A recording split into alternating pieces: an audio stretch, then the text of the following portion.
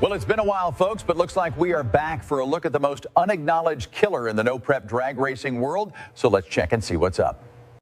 In 2023, we won 11 events, which is, that's unheard of in our sport. It just doesn't work that way. What? Bro, what are you talking about, man?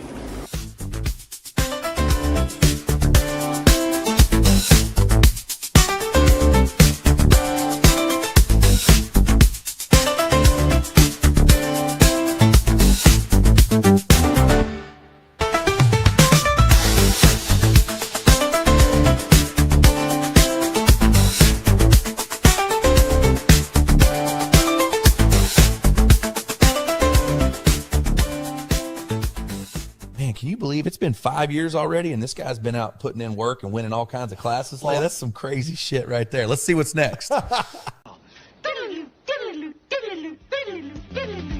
Laugh. Now, that's some funny shit right there, dog. You see Mike racing index stuff this weekend. Must be because it's Pride Month. Let's see what the boys are up to now.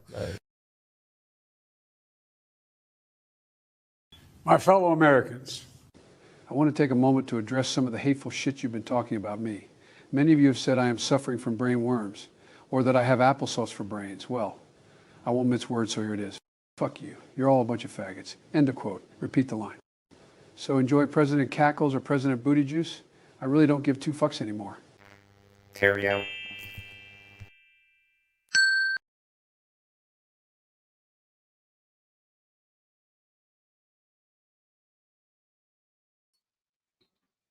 It's the first intro that's actually been accurate. That was me, 100%. I said it.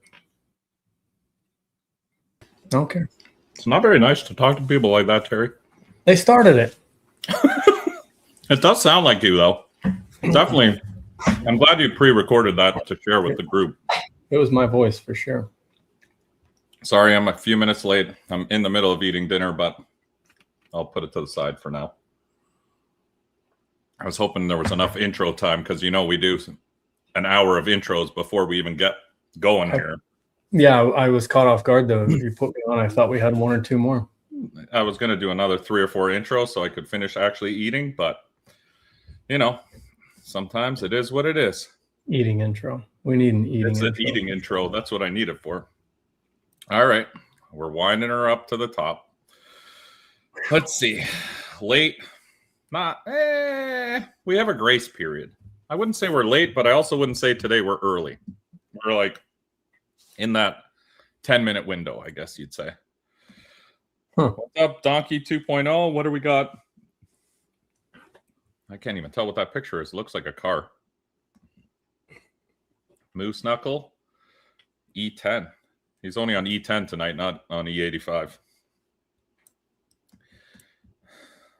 Miley, how's it going? Patrick, Millie, sorry. Millie, did you get your package? I don't know.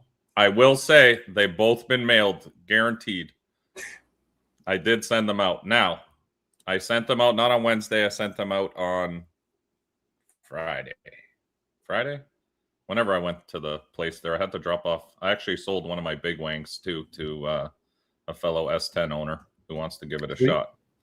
Because it doesn't look like we're going to be using them very often. So, evening, Robert. Welcome back. We got all the family in here tonight. All the usual suspects, as they say. What's happening? Billy Buzz. I haven't got my package yet, but he's been busy. I'm telling you, this time, guaranteed, both of them went out. That's why I posted that picture. I paid for the labels. They are en route with... Who knows? US. What's your postal service? USPS. USPS. They are en route. I promise you. And when you get them, please take a picture and we'll post it up in the group. What else we got? People saying good evening to each other. Did you see anything in here? Thank you, sir. We're going to get to that today.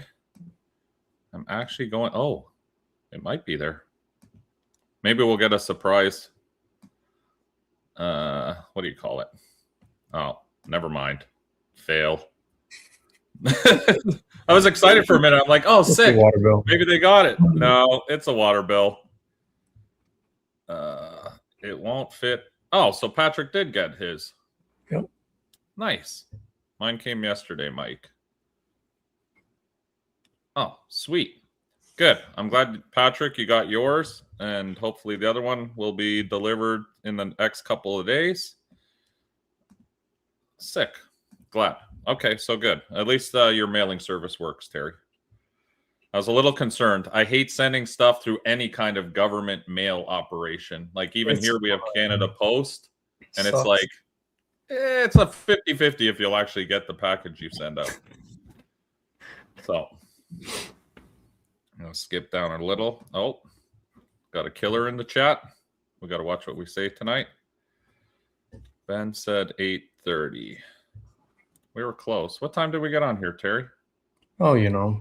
7:20? Yeah. Let's say that. For one thing, we would be on. I missed the comments before this. They said we need a Gator and Ashley show. And they said at least they'd be on time. They would be, but I don't know if the people are ready for that. No. Earmuffs. Yeah, We're earmuffs the show. YouTube, banned. First show, banned. Second show, banned. Vanilla Gorilla, what's happening? He sent us out stickers. They're en route, so I'll let you know when I get them. And I'll bring yours with me. I'll bring yours, yes, with me down there when I come down there. What's up, Ben? Ben's in the chat. I got to hang out with Ben this weekend, so that was cool. He looked a little sunburned, actually, when I saw him. It was hot. Ohio was hot on Saturday. It was like deceiving hot because there was a nice breeze. But I can tell you, when you got in the truck and closed the doors, it was hot. It was definitely hot out there. It'll get you. What else? Chris going to be, yes. I got to send an invite, or Terry, you can send an invite to Chris. You're friends with him, right? If you want to send him the link. We're going to have Chris Lane on to talk about this weekend. What's this? Mike will be 10 minutes late. He's got to try his room. No, we already hung it up. The trophy was actually really cool this weekend. I like when they're different. You know what I mean? Terry knows me, a big trophy guy over here. Big trophy guy.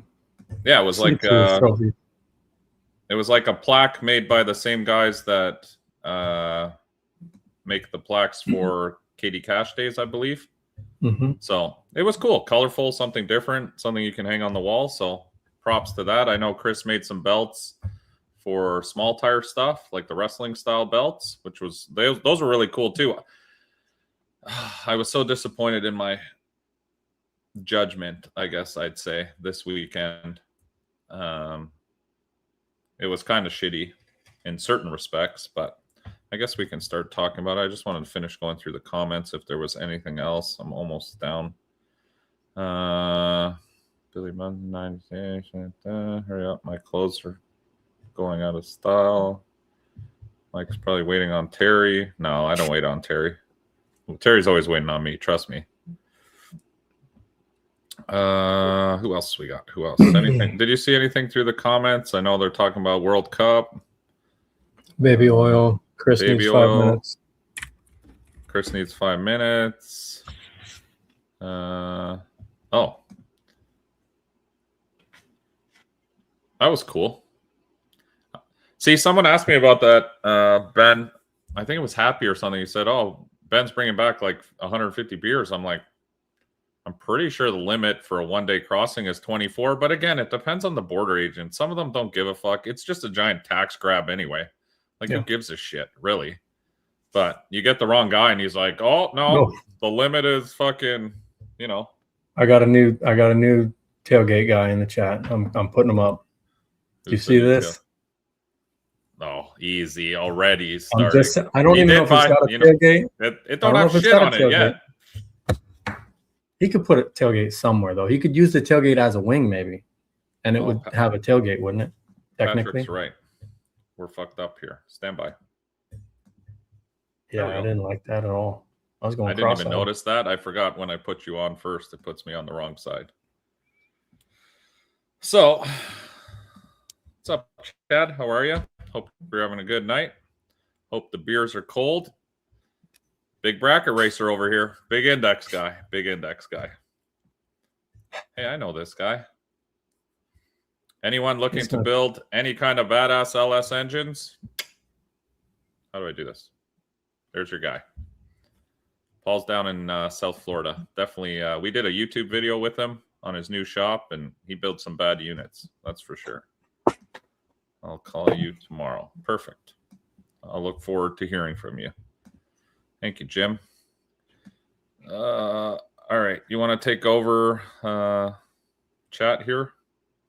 Yep. Thank you, sir. Appreciate it. Yeah, just post up whatever you think is interesting. I would have been in Ohio yesterday, but someone told me he wasn't going to go. Did I say that? Oh, well, in fairness, Patrick, when I probably told you that was when the transmission was not in my hands. So it would be very hard for me to go racing with no transmission in the truck. We got the actually, shout out to Hutch's Transmissions. He turned that thing around in like less than a week. And he's busy as shit. I wasn't expecting him to do it that quickly. So I got to give a big shout out to Hutch for that. He called me. He's like, you want to pick up your transmission so you can go racing this weekend? I'm like, fuck. Oh, yeah. Does a bear shit in the woods? Fucking right I do. I'll be there. Give me a couple hours. I'll be down there. The only shitty thing is he's pretty far. Like it's a 2.5 hour drive for me each way to go see him, but it's worth it to me. Yeah. What's the setup? Missing. We'll get to that. We're going to talk about turbos in a little bit. Let's go through the weekend first, and then we'll talk to Chris, and then we'll do some turbo. I got some actually interesting data now because we've used 3 sets of different company turbos from 3 different manufacturers and in 3 different price ranges. And now I have all the data on all 3 of them. So sweet. Yes, I'll get to that, Joe. You going to PYOP? I'm not sure yet. I haven't even gotten that far. We're still finishing off this weekend. But what does this say? Yeah, but oh, I got you. The truck sounded different and responds so much faster. Nah, in certain respects. All right, let's get at her. Terry, you're the comment guy now. Thank God. So this weekend we went down to, for the people who don't know, we went down to the Lake Effect Showdown, Coonley Motorsports Park, which is actually 4 hours. No, I'm going to say 5. Technically, when you look at the GPS, it's 4 hours when you leave, but like anything, diesel stops, food stops, you know, all that kind of stuff ends up making it a 5-hour trip. So we headed down to Coonley. I think if that's how you say it. Is that how you say that in America? I'm not trying that. I think that's how you say it. You know what I wish? And I'm going to change eventually, but the problem is it would run right through your face. It would be cool if the comments were bigger. Do you know what I mean? Mm-hmm. Or we need to lay out like our layout a little different. Mm-hmm. But actually, I guess I can see the comments on the side here. And the other stupid thing, while I'm on a rant about this, is why on StreamYard do the comments all of a sudden stop and then you have to scroll down? Like it should be a constant. Is yours a constant thing, or is it just because my computer's slow? Sometimes I'll get that thing at the bottom that says there's a new comment. Once I click on that, then it keeps up. Then it fucks it up. Oh no, then it keeps it scrolling. But if I scroll up, scroll down, and yeah, it screws it up. That's probably what it's doing. Once I click on the new comment and it gets me to the bottom, then it keeps up with it. Awesome. All right, that's what I'll do then. So we left Saturday morning early here. We got to Coonley around 12:30. I think they were planning to do the drivers' meeting around 1, which I think they did, or shortly after. We got enough time to unload, get everything sorted. It was bracket prep, or slick prep, I guess they call it, which isn't like radial prep, but it's better than no prep. It's like an in-between. So they dragged the track between rounds. I don't know. Maybe they sprayed a little glue or like just hazed it, but it wasn't like radial prep where you walk out there and it rips your shoes clean off. So it was like a slick prep event, front side. We've raced at Coonley before. We went last year, a similar time of year, I think. Chris did another event there. They did a frontside Friday, which I couldn't make it to. And then they did the backside of Coonley the Saturday, which we did end up going to. And we ended up racing our boy Floyd in the finals. And, you know, typically with Floyd, we put him back on the trailer, sent him home. So, yeah, hot, awful. No, I'm just fucking around. We did end up winning that event, but it was a good race. And the backside of Coonley was actually really, really cool. So it was too bad. I was hoping they were going to do something like that this weekend, but we knew what we were getting into. It was front side. I figured, you know, it's going to be semi-decent. We did put the transmission back in the truck, so that was breaking in that new transmission, which, I mean, we broke it in right away. Yep. Now, transmission, so people know before we get into the rest of the story, when I put the transmission back in the truck, because it had put a bunch of shit through the tranny, like it came apart, but there was metal in the oil and everything, and he said it was throughout the whole transmission. So I didn't have enough time to flush out the the transmission cooler we have on the truck, like a normal, whatever the one we run on the front. Terry knows what I'm talking about. We have a transmission cooler with a fan on the front that I normally run, but then we also, as of this year, got the mobile one. So when we come back to the pits, we plug in the mobile transmission cooler between rounds just to help the oil cycle and to you know, do all that stuff. So I didn't have time to clean the transmission cooler. So I was like, okay, we've got the mobile one. We should be fine. You know, we're only doing 1/8 mile passes. So I looped the lines and tied everything back together because I was semi in a rush. I'm busy as hell here, so I didn't have a lot of time to work on my own truck. So I just got the transmission back in. I was like, this is good enough for this weekend. When I have time, I'll flush the radiator out. And I wanted to see, honestly, if we even needed it. Because, I mean, that standalone cooler works pretty well. So that kind of bit me in the ass this weekend, and that's where we'll get. And that's the reason why the truck was the way it was. Because we've had zero issues of running multiple classes at multiple events. So it wasn't... to me, I was like, it should be fine. We have the cooler. We'll come back to the pits, plug it in, cool it down, blah, blah, blah. So, yeah, we got there. Everything was good. We looked at all the classes, and I see you down there, Chris. I'll get you on in 1 sec. I just want to get to the start of the race. He's eating he's eating anyway. He's probably eating bread. Some kind of bread. Looks like chocolate bread. Of course, it's a carb chocolate Chris bread. loves carbs. Muffin or something. So we went up to the tent. We were there to race True Street. I mean, that's why I was there. There was no other reason. We looked at the lists. I think they had 24 or 20 something, 23, 24 in Little Gangsters because they were doing a free entry, 3,500 to win, which I think is a great idea. You know, for the guys who just want to race. So they were allowing one test hit to dial in. I got to get one of those numbers now for the side of the truck, you know, that puts the don't even the little dial in. So we went up there. They said they were doing a test hit for little gangsters. A test hit for basically all the index classes. They had like 3 index classes, I believe, possibly 4. So I was like, you know what? We've never raced on the front side here. It's free entry. It's kind of a no-brainer to take that test hit. And so we entered Little Gangsters. So I talked to Jeremy because it was just Jeremy and I on this trip. And I said, hey, we get a free test hit. We're on a new transmission. We put a new set of turbos in the bed.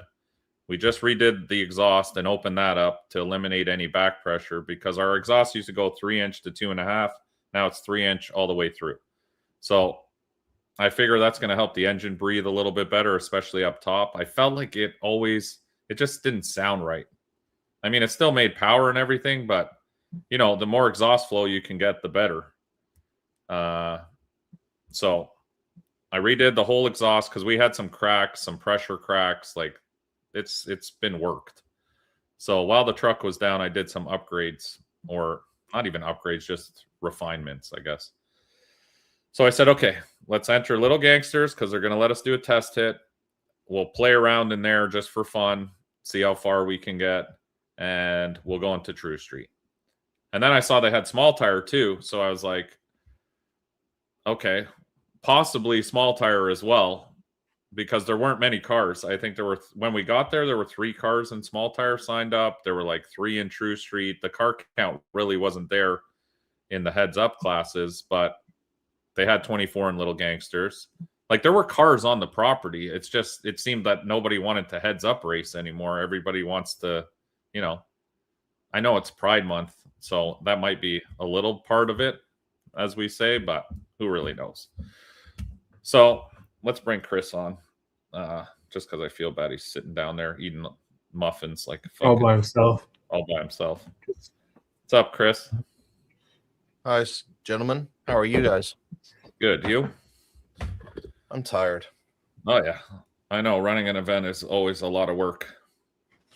Yeah, I'm pretty beat. We didn't even get into bed till about, I think it was about 3:30 this morning, and we were up around. I woke up like around 11, or I woke up at like 9, and then they woke up like around 11. So then we bullshitted around the house. They actually, Happy just texted me and said they just made it home. So.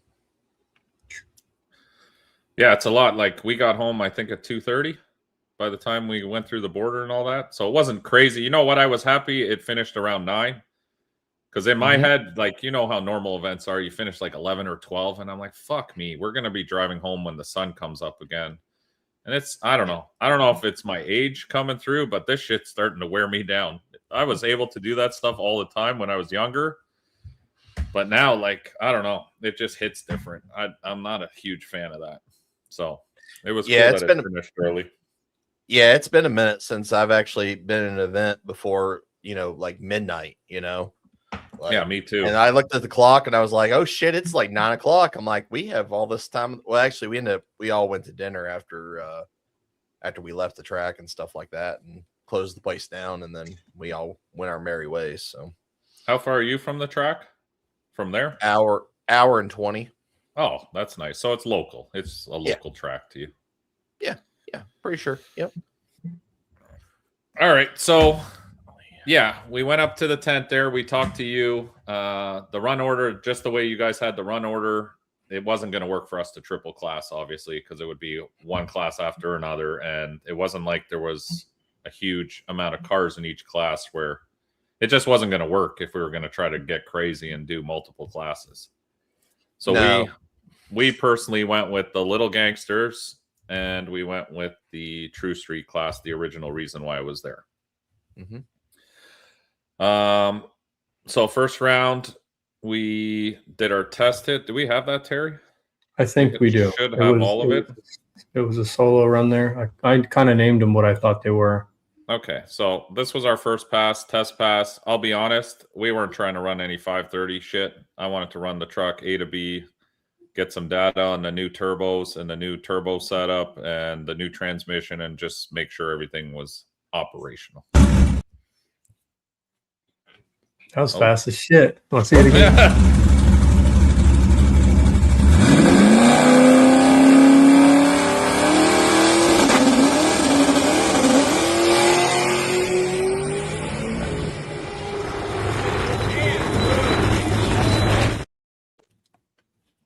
So yes, couldn't run a 530, more like a 620, but good enough, max effort. So we used that test pass to kind of dial in the truck, and then after that, I think we got a bye first round. We had our luck. I believe we got a bye first round of Little Gangsters. So that was our bye run. So, Chris, I don't know if you want to explain. So when you had the drivers meeting, you basically said because of the low car count and not many people were doing heads up stuff, you said we're going to run 2 rounds of Little Gangsters, and then anybody who basically gets eliminated out of Little Gangsters can sign up for Small Tire or True Street if they want, and then we'll start those rounds after basically 3rd round of Little Gangsters, correct? Yeah. I mean, at this point, that was the best course of action, which is what we thought would be, because it seemed like people were interested in doing that. But when it came time to do it, was a kind of a different story. And I think at the end of the day, I think there was only like 2 or 3 more guys that signed up for True Street, and nobody else signed up for Small Tire, which I was really hoping people would just run in Small Tire, because like, I don't know if they don't understand how the tournament style works or how like any of that works. Like, you know, they could have went into like any one of those 3 classes and had the chance to, you know, win it, you know, like that is why that format was made, you know, that, you know, you don't go one pass and you're on the trailer and that's it for you. You're done, you know. And I don't know if anybody just doesn't understand that. If we have to like get a chalkboard out and like start drawing chalk lines to like where this goes to here to there, I don't know. Well, yeah, that was part of the reason we were going to get into Small Tire ourselves personally, because I was like, well, it's tournament style. So worst case, you know, we get beaten by the chassis cars or whatever, the fastest guys, but we'll still be able to race guys similar to us.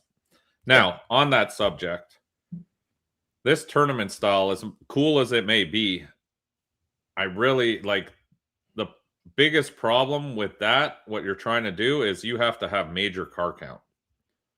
You have to have anywhere with the number, the ideal number is like 32.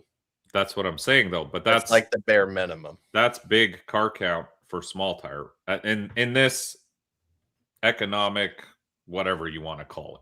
Like, yeah. I haven't seen many races that have 32 Small Tire cars in the last 6 months. Yeah, I agree. We did, like I said, we did the tournament style for Ryan Mitchell's event, Cabin Fever at 304, which Happy and Kinsey did. And you had pretty much everybody that was in True Street was in that class. And that's why it ended up being, what's up, homie? That's why they ended up with 41 Small Tire cars. And like at that time, that was the biggest car count in Small Tire in this area, in the area of like where we are, you know, obviously. Which I get, but what I'm getting at is like, I don't know.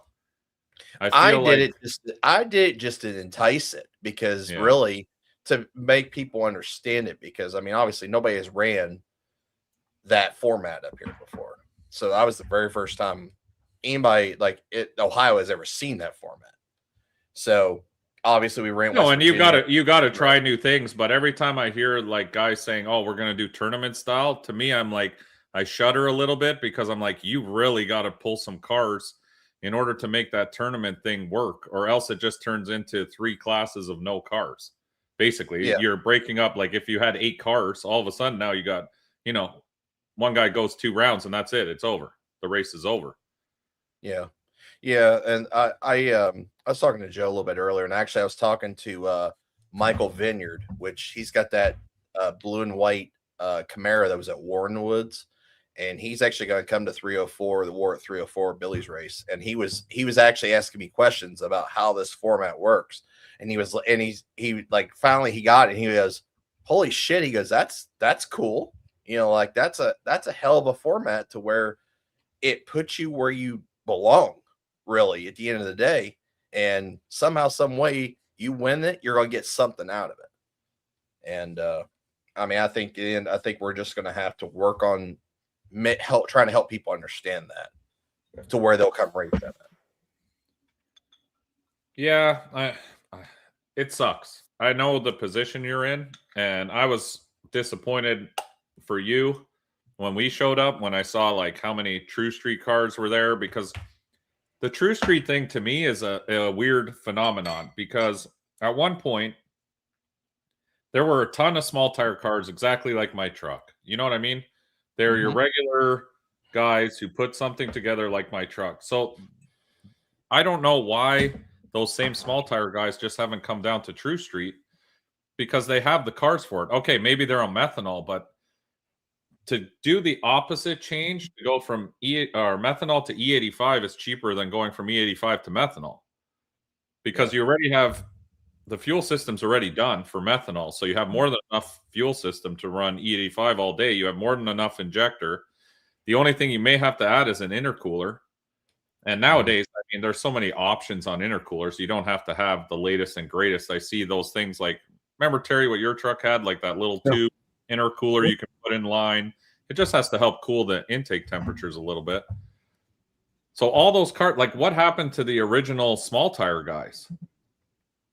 I don't understand why True Street now isn't what the original small tire used to be. I think that there was a lot of guys, back when we first started, obviously doing the small tire was huge here in Ohio. I mean, if anybody ever remembers, watching the stuff when 2018, 2019, like say even 17, like that was the prime, like you'd be 30, 40 cars on the property in small tire all day long, no matter what race you went to here. And I think a lot of those guys, they got their teeth kicked in a lot. There are some guys that did advance and, obviously made improvements to improve their program. And there was a lot of guys that, was like, I don't think I can hang. And then, they found something else to do. Yeah. I don't know. To me, it's an odd thing because everyone's saying, we can't be competitive in small tire. And you know what? Everyone had the writing on the wall. There was a chance to change this. Nobody changed it. They said, work on your program, get faster, do better, blah, blah, blah. That if you go back 3 years ago, there's enough videos of everyone saying that. It's like, oh, don't complain about blah, these people stepping up, being bigger, better, blah, blah, blah. Everyone started building chassis cars. They started making chassis cars work on a no prep surface because originally, I remember you'd see these bracket chassis cars show up and they were shit. Like the guys couldn't figure it out. But now they have. So now you're racing someone that's 1,000 pounds lighter. They put big blocks in it now. Like the sport has evolved 100%. And it takes a lot more money to be competitive in small tire. But that being said, True Street is still a very obtainable class for the average guy. Mm-hmm. Absolutely. Because of the rule set, it limits you to what you can and can't do. Do you know what I mean? And I've always been a huge fan of the True Street class because I'm just a huge fan of cars being cars. You know what I mean? I like that every car we race in True Street is a legit car. Like you look inside, it's got a full interior. Maybe not full interior, but you know what I'm saying? Like inside looks like a car, outside looks like a car. Everything is still hoods on, front ends on. There's no it's awesome. I love it. I mean, to me, that's what drag racing was and why we've always kept our truck exactly how it is. Mm-hmm. I've never wanted to be, this is the kind of racing I like. It takes you back to like the streets, like the cars. It looks like cars you would be racing on the streets. Yeah. Yeah. Well, I agree. Now, I get they're race cars. Like I understand this. I'm not going to sit here and preach, that every car in True Street is a fucking daily driver and this and that. They're not. It's not a daily driver class. It's like OG small tire at this point. Oh yeah, for sure. And I know that obviously if we had never would have created True Street, I'm sure I don't know how many more of those guys would have, continued to be in small tire and done it. That's the thing. And obviously True Street obviously took a lot of guys from regular small tire and they put them back in that playground of this class now, which is why that class is so we've seen great car counts out of it. We have, but we also haven't because I feel like even at your event this weekend, why weren't there way more cars in True Street? There should have been. I saw them on the property there, but everybody seems to now back out and think, oh, well, I have to run. They're still in a 530 class, and True Street is not really that far out from that, realistically. There are the odd cars that make good passes, but all these guys that are hiding in 530 now and saying, well, we need to cap it at 530 because we can't go fast. I know they can go faster than that. And True Street, it's not like guys are coming out with True Street cars that are running 450s. Do you know what I mean?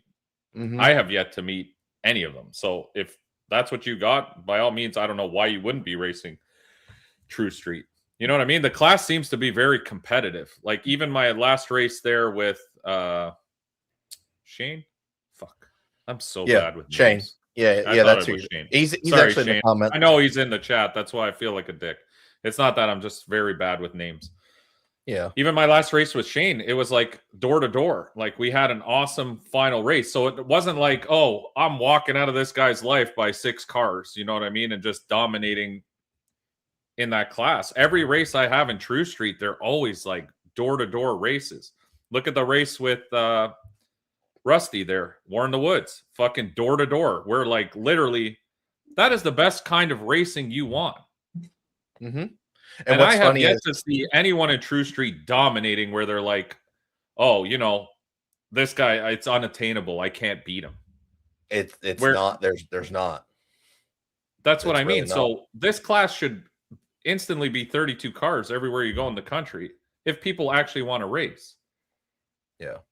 Well, and that's why, sorry, just to finish my thought here, I was talking to Tommy about this and I was joking around with him and whatever, but at the end of the day, I was like, the reason I'm not mad at Little Gangsters, it just, a class like that takes away from Heads Up anything.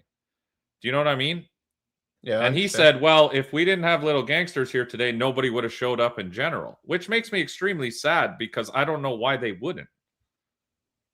Believe it or not, that, you know, I've obviously hosted 3 no preps at that track in the course of 3 years. I've done front sides and I've done back sides. That's actually that place is, you know, you've won the backside race in True Street. That was actually the most cars I've ever had on property at any event that I've ever done there.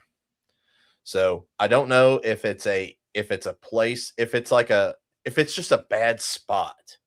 You know what I mean? Like the area that it's in, because like obviously there's nothing above it. There's a fucking lake there.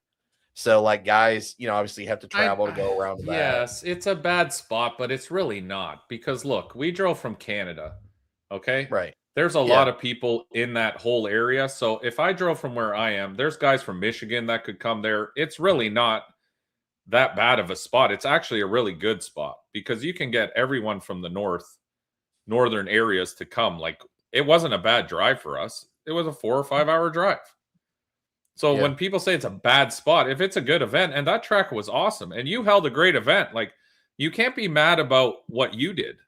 There was nothing you did wrong. It was an awesome event. It was extremely well run. The track was amazing. A great place to race, tons of parking. Mm-hmm. Like all around, I was like kind of taken back. When we first drove in there, I was like, oh, wow, look at this place. It's fucking full of cars. It's going to be gangster today. This is going to be fun. A good race, you know, good people hosting it, well organized. This is, you know, it's going to be a great day of racing. And then you get there and everyone's in indexes and that's it. And it's like, well, I guess nobody wants, like, we're not racing any. I guess it's a form of racing, but I don't know. I guess my opinion is skewed because to me, racing is 2 cars line up beside each other and the fastest guy wins. That's racing to me. Yeah. And we did the Little Gangsters thing and I did the, you know, leave hard and then slam the brakes on before. Dude, I was laughing the whole time in my truck because I'm like, this is so ridiculous to me that this is even a thing. And I was talking to Tommy about it too. And he's like, I get it now because I talked to him and he explained it to me and I appreciate him. Like I was joking around with him and I get it. You're basically racing yourself. It's like playing golf. It's a similar kind of idea. You're trying to better yourself. So you're trying to be good on the tree. You're trying to play the game like, oh, I'm going to nose this guy out. And you're trying to shoot for that number. So I appreciate the game, but to me, it's still, I guess I'm just skewed. I don't know. Racing to me has always been, you line up beside the guy and let the best man win. First guy to the stripe. It's like any kind of form of racing. If you're in a 50-meter sprint, you know, you don't sprint and then stop sprinting and wait for the guy to catch you and then just take one shoe ahead of him at the end. Like, it's weird. The word racing is like you're racing, like you're fucking first man to the line wins. That's a race. Do you think if you had $3,500 on top of True Street, you'd have had a full car count with no Little Gangsters there? If you said, hey, there's even with a buy-in, $200 buy-in, $3,500 on top, do you think you would have had 32 True Street cars there? That's a good question, actually. I don't think so. But and that's the funny thing, but because all these guys that are running 530 would have been competitive there. I agree. That's what I mean. They're all running. They're 520 cars that are slowing down to 530, or they're 515 cars running down to 530. Like they're not wide open running 530s. They're faster than that. Yeah. You don't have True Street. Look at War in the Woods. What was the biggest class at War in the Woods this year? It was True Street. Like there are True Street cars there. There's True Street cars that want to run. It's an awesome class. Yeah, most of the cars were. Yeah, for sure. I mean, and I think there's some guys that, they ran, close to the number, but I don't know if they, I don't know if obviously what they ran, if how close they were. I just think that they, like, obviously you're saying you're racing for a Wally and this and that. I'm sure there was a lot of people that, they wanted to say that, like say, hey, I competed in this. Do you try to win a Wally? Like, I don't know. I mean, it would have been awesome if we had that Wally for True Street, personally. I mean, that was the only thing that really skewed me, because we dropped out of Little Gangsters, and I didn't really want to do that, but with the way the program was going, I would have basically exploded my transmission, because it was way too hot to be going one after another. Maybe next. I mean, and this is all up in the air. If I decide to even do anything ever again at this point, I actually talked to them about that, to where, because I originally was going to do a Wally in every class, and we had discussed this previously over the winter, because the only reason this got brought up was because the NHRA director actually brought this up, and I was like, let's just do one and make it, make it special. And then, if it do good and stuff like that, maybe we can offer it to other classes, next year, do one event, and not, we'll see. You know what the problem is to me? And we've had people reach out to us and talk to us, and Terry and I have talked about this before. We do a lot of frontside no preps down south, and everyone's like, why don't you guys do a Little Gangsters class for your events? And I said, the reason we don't do it is because it will pull all the racers out of all the classes that we currently run. Yeah. And it did the exact same thing at your event this weekend. Everybody jumped into that, and all the other classes suffer. So you either have to make a decision in your program. Are you going to be a 530 race and Little Gangsters, or are you going to do heads up racing? Because when you try to do both, it never pans out well anywhere that I've seen. Mm-hmm. I mean, look at War in the Woods. It's the worst example, but also the best example. People come to War in the Woods not only to race heads up, but the whole experience. And there's a whole, like, it's like winning. You win one of those helmets, you've set the bar. You know what I mean? Like, you are one of the baddest dudes in the country. Blah blah blah. But if Jeff did Little Gangsters there, I guarantee you the car counts in both True Street, Small Tire would all of a sudden be cut in half. Because you're now putting people in a position where they're like, okay, I saw Casey Max is going to be there, or whoever. Like, people said in the chat, oh, I saw Billy was in Small Tire. I don't want to race his Nova. Like, that's all it takes is. So they're like, I've got a better chance where I can cap the ET. Yeah. So then Billy can't outdrive me or whatever. And that's understandable. And I get all that. But a 530 index and True Street are very close to the same fucking thing. But at least you're racing. You know what I mean? If you run a 528 and you beat the guy, you still win. Yeah. And watching all those guys slam the brakes on a 530 index tells me that they're much faster than a 530. Yeah. Oh, for sure. Because if you're going through the stripe at 530 and your brake lights were on at 400 feet, the math isn't mathing. Right. Yeah, and obviously the track was very good too. So I mean, Yeah, I mean, them guys are going to go fast, especially on a place like that. Oh yeah, 100%. But that's what I'm saying. Like, if you can watch guys doing that, and I was talking to Tommy about the same thing. I said, dude, what happened to you? You have the perfect, like, you just need to make some modifications to that car, and you have the perfect True Street car. Yeah. And you know what he said? It's the money. Oh, I But agree. the funny thing about the money is people will chase that money, but Small Tire puts up, 40 grand. You still only get 10 cars there. Oh, yeah, I agree.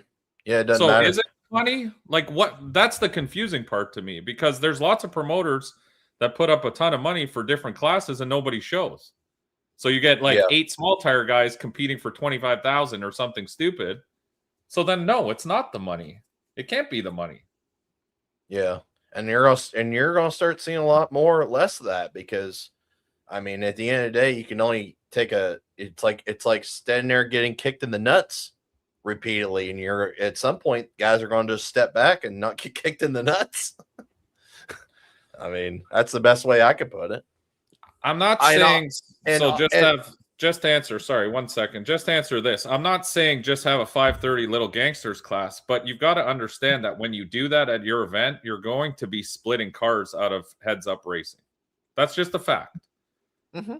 So if that's the kind of event you're selling, I have no problem with it. You know what I mean? But you got to understand from a racer's point of view, if I see now that someone's running a Little Gangsters class, I'm probably not going to go to their event. And it's not because I don't love Little Gangsters. It's because I personally don't run that. And I know now that if they have a Little Gangsters race, a majority of True Street guys and stuff like that will be racing in that bracket. So I'm not going to waste my gas and time to race the leftover 8 guys that want to do heads up racing. Yep. That's basically where it puts you. And like I said, I don't have a problem with that. Maybe that's the divide we need. But it might be. Yeah.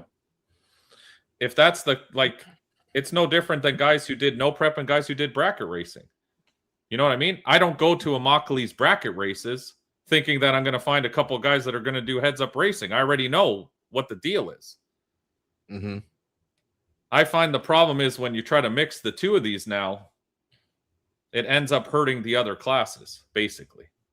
Yeah. And honestly, like, even when I was started to talk, like, this event was like going in my head, I actually wasn't going to do Small Tire originally at all. I was just, there was not even going to be a thought in my head. And I was like, well, like, at this point, I gave it a shot. I mean, obviously, we see the end result. It didn't work. Obviously, that's on me. Like, it's my choice. It's my event. Obviously, I tried it, and I mean, I've taken a foot to the dick multiple times in the course of 11 years of putting on events. I mean, we've all had that experience. Trust me, not all of them go well. No, absolutely not. And I mean, it's still a live and learn pattern, and we continue to learn. Nobody's perfect. Nobody. So people put on good events. Some people don't. People learn from their mistakes every year. But I don't think you might have gotten kicked in the dick, but it wasn't anything to do with what you did. This is what I'm getting at. Like, I know you were very hard on yourself. And I heard from multiple people you were mad about all this stuff, but it's not on you. Yeah. You did the best you could to promote what you had, and you worked with what you had. You had a great venue. Like I said, your event was great. There was no like, oh, well, Chris is a fucking retard and doesn't know what he's doing, and it was sloppy and messy and, all that stuff. You can't be so hard on yourself. And a tiny wiener. We know you have a tiny wiener, but I wasn't going to bring it up. I heard all about that when over somebody announcing him when I was trying to race. But it's the same thing, Chris, that happened to us. We promoted the shit out of South Georgia Motorsports Park. The fucking venue is fabulous. Like, one of the best tracks you can race at. Power outlets for everybody. Asphalt parking. Tons of room. You could spread out. You could have fucking whatever you want there. Mm-hmm. Owners, badass. Track staff, badass. Everything was fucking badass.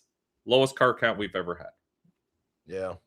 The lowest. You think your spectator count was bad? Trust me.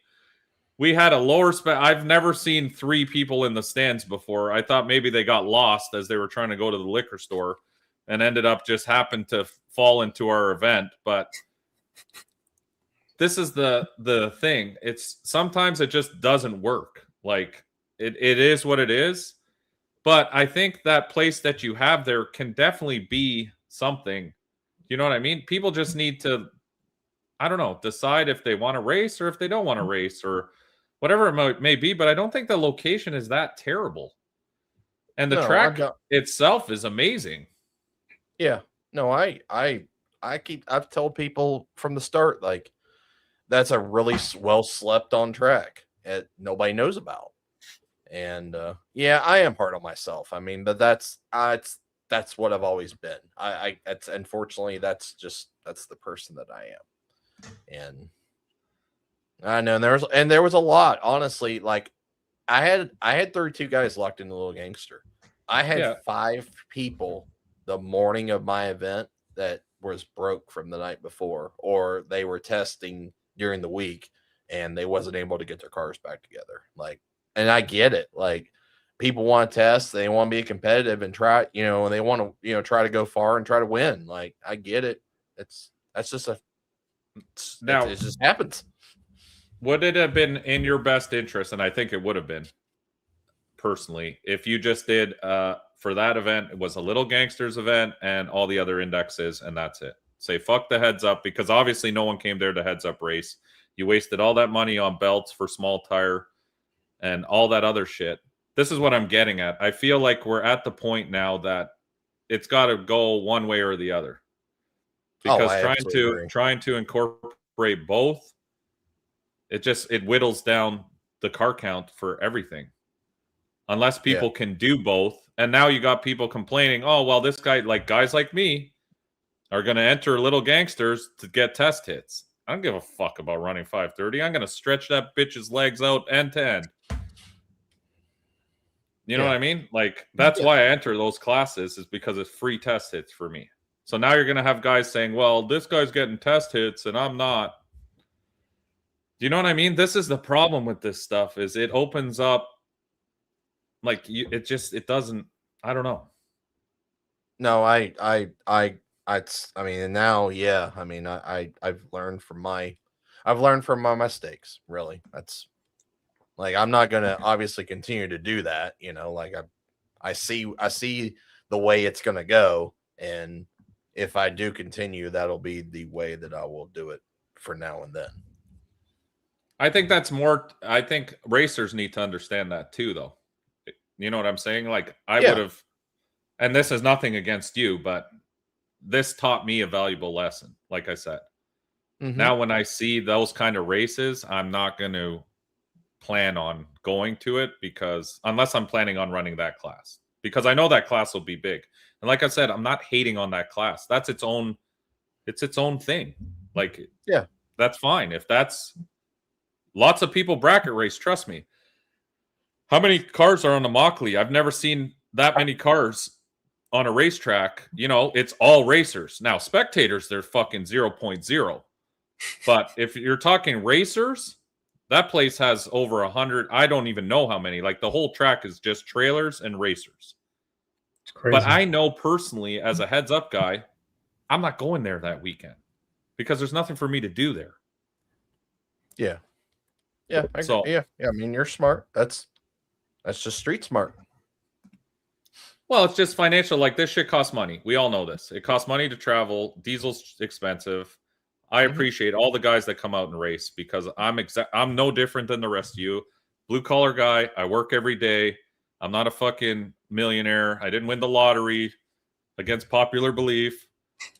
Maxwell doesn't really contribute a lot here. I've got to carry the load of him as well. Listen, so Maxwell contributes a lot, and I mean, he does, but not financially. Yeah, so my girl is obsessed with with Maxwell. Well, next time, if she wants to hang out with him for the day, she's more than welcome to take him around and hang out with him, because I normally don't have enough time to chill with him. She will take you up on that. Ain't no fact about that. I actually was. It's funny as I was telling her about it, and I was like, "You." I said, "Wait, just wait, just wait. You're going to love it," and she did. But. All right. Well, we'll get back to some of our passes now, and then we can. I just wanted to let you know that you did a great job. Like, the event was awesome. I have no complaints about any of it. Car counts are not in your. There's nothing you can personally do about that. So, Yeah, I think you guys did an awesome job, and the event was awesome. Like, I still had a blast. Yeah, Doesn't matter who was there, but I did too. Honestly, like I really did have a good day. Like I no issues. Nobody was screaming at the weather me. was like, perfect. Like, yeah, the you weather couldn't was ask for a perfect. better day of racing. It was just fun. Yeah, it was. I like events like that. Me too, honestly. So, let's get back to our day there. So first, we did full circle here. I got to get my brain back in check. So first round of Little Gangsters that we entered, we ended up getting a buy run. So what did I do in this pass? I can't. Oh, we tried to get after the 60-foot more. We used it as another test pass to try to see what it would 60 on the track conditions here. The one I got What did you say? Sorry. This is the silver Camaro. I don't have another buy run. Oh, okay. So this was that Camaro. So the silver Camaro was actually our second round of Little Gangs. Oh, you didn't have the other buy run. Okay, that's No, fine. I didn't have another buy. So the silver Camaro was our second round of Little Gangsters. This one was actually a legit race, like elimination round. This is when I show my true index driving mentality.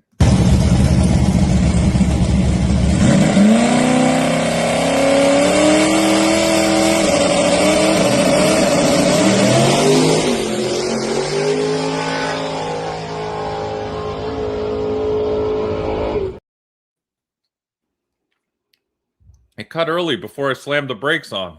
I'm not your videographer, so don't look at me.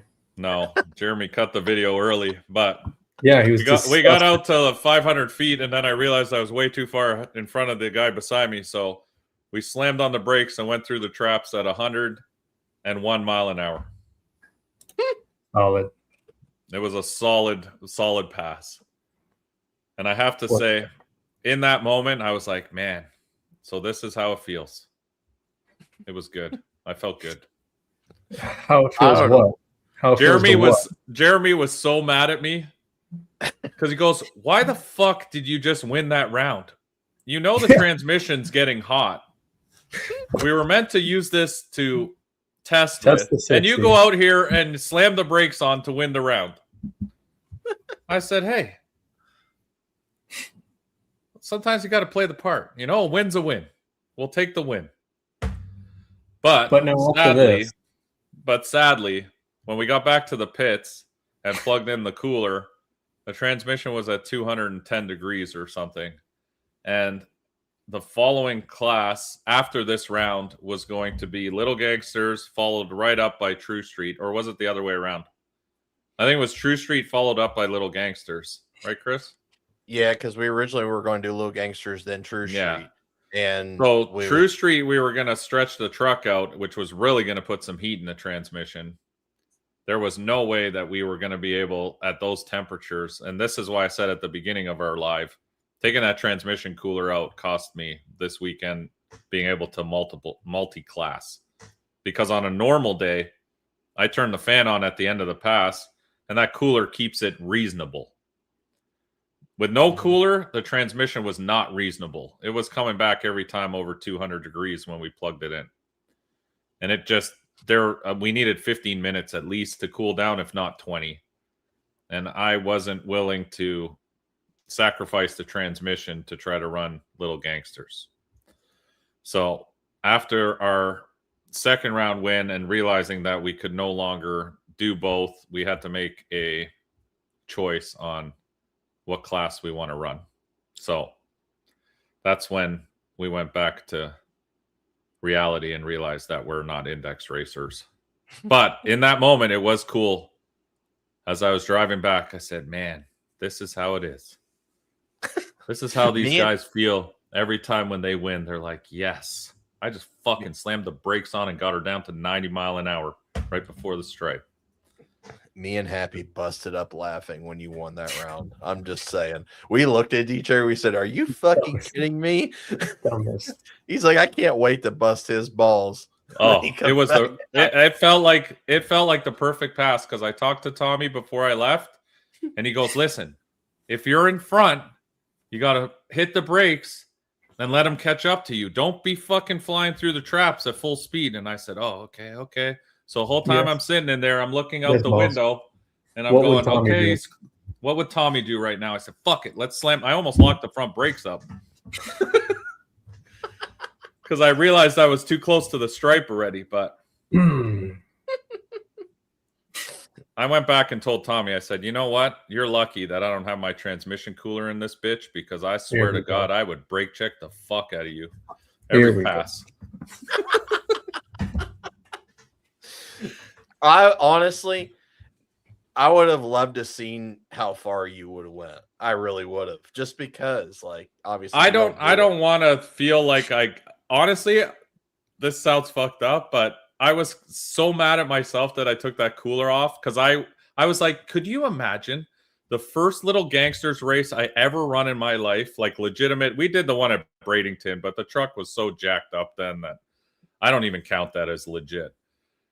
The first little gangsters race we go to, we win the fucking Wally, the first ever little gangsters Wally. I would never enter another little gangsters for as long as I live and just ride that horse. I'd be like, listen, we left little gangsters at the top of the fucking game. We had the Wally. I would sit there, I would fucking milk that shit for a good year. People would be like, "Oh, you coming to no. We retired from that class. We left with the first ever little gangsters Wally." So it hurt me to have to bow out of that.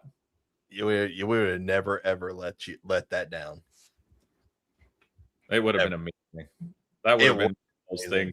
Would have been hilarious. Index Mike. Sounds good. Would have been great. But we didn't do that. Transmission was way too hot. There was no way we could even double class. The only reason we were double classing, well, we weren't even double classing. The only reason we kept going in Little Gangsters is because True Street hadn't started yet. As soon as you started True Street, I was like, I'm out. I can't do both. So I'm here to heads up race. That's what I do. We want to win True Street shit. I said it at the beginning of the year. I'm going to go out and try to be the fastest True Street car in the country. That's my goal. So I definitely don't love index racing. Yeah. There you go. That's facts. Yeah, thanks for 40. Appreciate that. So next, we went into True Street, and our first round we drew SRCs or what's his name? Kenny Powers. So you had two black Monte Carlos. You had Kenny, and you had Kenny. one. Well, I got another black Monte Carlo in there. I don't know what that was from. But it's a different. Should have just been Kenny's. It's in there. Yeah, because I only raced Kenny and then I raced the final because there was only 3 rounds. Okay, you can skip that black Monte Carlo. Okay, then. I'll do the Kenny. So we raced Kenny's Monte Carlo. I know he was having some kind of issue, and he told me after he was having issues with the car. He must have been because we got extremely lucky. Yeah. So you're making a fucking sandwich. We ran the same tune-up every pass, and all I was doing was just playing around with timing retard in the 60-foot. So we ran the same boost curve, the same like constant, and the truck was running like a bracket truck, literally making the same passes every time. So I was like, okay, we're good. We went in the left lane. I left the same tune-up. I didn't fuck with anything from the previous run. And I said, we'll just run Kenny, and yeah, I knew he had some kind of issues. I said, "We'll run Kenny." Sorry, go ahead, Chris. Oh, I was just gonna say, he didn't. My bad. Normally, he bangs it through the motor, and he wasn't able to. That's what happened. Really, was when he was trying to spray through the motor when he was out in the lineup there, he couldn't do it. So that's why. I got you. Yep. So we ran the same tune-up. I said, fuck it. We'll just go A to B if we need more out back. You know, we always got buttons for that shit. So we'll just run this ramp and see if Kenny's got enough to beat us. Well, I let go of the button and the fucking thing blew the tire off instantly. And I was like, uh-oh. That's the worst feeling ever because you are not moving. It literally ran a 170 60 foot to the point I was like, I just fucked myself. I should have stayed in Little Gangsters.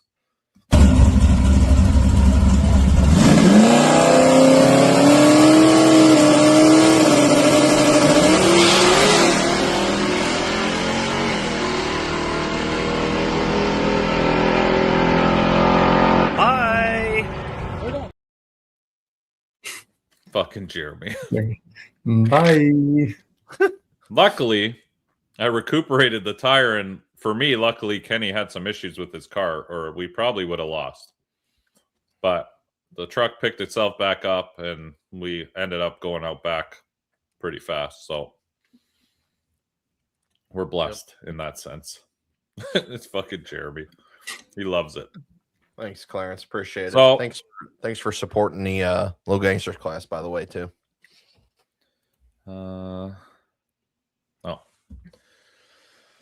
So then next round, again, we must have had horseshoes because we ended up getting a bye run. So I went back to that same lane and I said, okay, there's either something wrong with the lane, the track's gone to shit, or our tires are slowly fading because we made a few passes on these tires now. I said, let's go. We'll do a 60-foot hit. We fixed some of the 60-foot tuning. Maxwell said, listen, this time it'll go. Don't worry. You're good. So we loaded that in the truck, and we just made basically a 100-foot hit just to see if it would take it. It ended up taking it. I don't think you have it here, right, Terry? No. No. So we did a 100-foot hit, and I was like, okay, we're in the finals. Personally, I like the right lane better. I don't know, Chris, did you hear anything with the lanes? Was there a better lane? I don't know if there really was. They both were pretty good.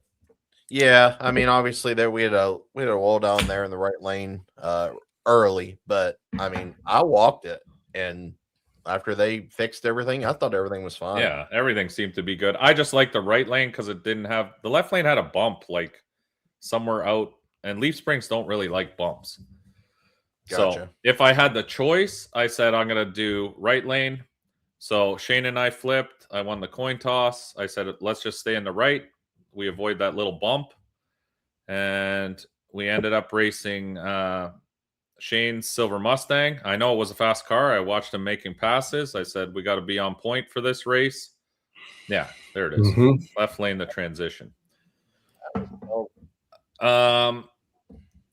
So we lined up with Shane, and this was I think we got 3 quick videos here of the finals.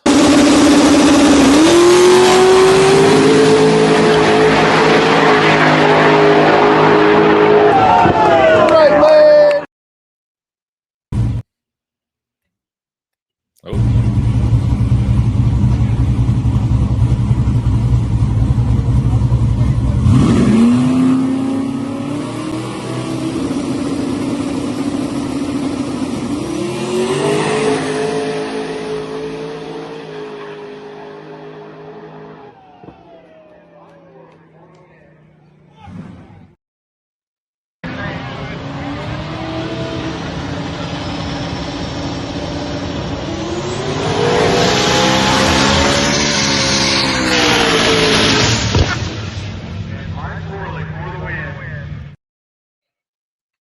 Close race. You guys were getting after it. He's 60 foot the fuck out of me. I saw him leave and I go, oh, fuck. Here we go again.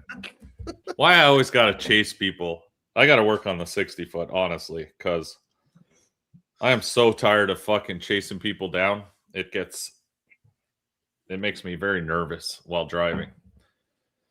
And the truck was wiggling a lot. I don't know what the fuck. It was angry. I think we have we noticed something was like binding all day, or I think we need to reset the Caltrax. I think the Caltrax are out of whack. Something's fucked up. So I'm going to look at that this week. But I was like, fuck it. We're going to drive it right to the end because I don't like losing. And it's heads up racing. So I have no buffer. Do you reset your cow tracks every race? No, I haven't done them since Florida. Oh, okay. Which is, we found the nuts were loose, so it's possible the cow tracks have untightened. Like normally, I set them at neutral most of the time. I mean, on front side, I should be putting probably a flat in them, but I don't. But yeah, Jeremy's like, well, the nuts are all loose on the cow tracks. I'm like, great.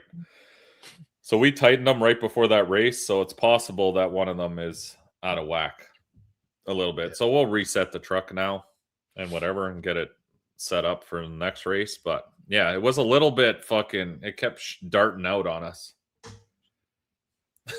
Yeah, I mean we obviously ran into that issue a lot, obviously, when we raced the S10, and we started doing that. That was just always a procedure every race, is pull truck out. You know what's funny? I used to do it every single race, and I mean, it just felt like we were wasting our time because it was fine. As long as the bolts are tight and you haven't changed too much, then, but I don't know at this point. Like, I'm sure there's something. I'm sure one of the bars has been slowly backing off or something while it was loose. Something's obviously different because as you back out and stuff, it makes some popping noises and shit. It makes some weird ass shit. So I'll get it fixed. Terry's looking right now. He's like, motherfucker, I knew it. Terry normally takes care of all this stuff. We found them one time the opposite, though. I found them when they were super loaded once under the truck, and we supposedly didn't do anything. And I got under there, and they had 4 or 5 rotations that were something weird happened then, too. Yeah, I don't know. The truck has a mind of its own sometimes. It starts doing fucking random shit. Rip it out. Just get new stuff. No. I was talking to Billy about that actually when we were waiting to do our pictures. And they're making fun of me on how the fucking bar angle on our Caltrax is. It always looks different. You know what, buddy? My shit may be different than anyone else's, but I've tried everything that every fucking textbook has said, every racer has told me, every this, that, and the other. This truck, it's just fucked up. It likes, it's like the driver. It's not 100% there, so it likes things a certain way, and that's it. That's how we leave it. I don't fuck with it anymore. I don't mess around. It does exactly what I want it to do. It goes straight 98% of the time. I ain't gonna fuck with it. I ain't gonna listen to anybody anymore about no leaf spring fucking knowledge or. I chased my tail for 2 years listening to every expert tell me how, oh, you got to do this, you got to do that, you got to do this. And I tried all of it. Trust me. Terry knows. We've tried every bar angle, every fucking adjustment, shock setting. Oh, you got to set your shocks like this. That's how you set up a leaf spring car, and it'll go fucking mint. Yeah, let go of the button. Boom, blows the tire off. 5 years. Try to. Oh no, bro. This is how you do it. You set it up like this. Facebook, fucking 1,000 different things. And you know what? The truck likes to get exactly jankied up the way it is. That's how she rolls, and that's how I'm leaving it. Hey, why fuck something up if obviously it works and keeps you winning? That's what I mean. The truck's fucking bad unit right now. And I'm going to tell you, for 2026, you've heard it here now, I am putting in 120% to make sure that we're the fastest true street car in the country, and I'll stand on that. I am tired of fucking, we took 2 years of heavy losses and bullshit and fucking getting stomped on. I ain't having that. Maxwell's mad this year. Very mad. So. Well, he definitely does not like sitting on your roof, so he was definitely mad. He was scared. All right. I'm going to share some of Alex's pictures because they're bad. And I said I would when I got on or when he posted them up. So, Terry, I'm not going to be able to see comments. So, as I go through this, is this up? Yes. Not yet. What? Oh, what? Is it or no? Oh. Did the Facebook thing come up or no? No. Oh, okay. Hold on. Let me try it again. What the fuck? It says it's sharing. I could do it. Hold on. Oh, you got it. Something's coming now. There you go. Is that me or you? That's me, right? Maybe it's just delayed. Is it working, Terry? Yeah. Okay. So we can do it this way. So these are some of the pictures from this weekend. I think this was the guy I raced in Little Looks like Gangster. it, yeah. Yeah. Nice car. Dude, that thing was so loud. I wish I had downloaded the GoPro video. That big block shit, I'm in my truck. I don't even know if my truck's running. You just I had feel the his and hear GoPro his. on, like on my helmet, and I said on the video, I go, I don't know if you guys can hear this, but I don't even know if my shit's running. My truck was like going back and forth so hard just from his motor. It was so loud. Just at idle, like sitting beside him. I'm like, Jesus Christ. This thing was pretty cool too. Yep. This wagon was pretty badass. I don't know what his setup was, but looked cool. Yeah, big block, big blower. Camaro. There's Happy's fucking Galaxy shoes. He's got them things on. He don't fuck around in the shoe game. Terry, you got to step your shoe game up. I'm on it.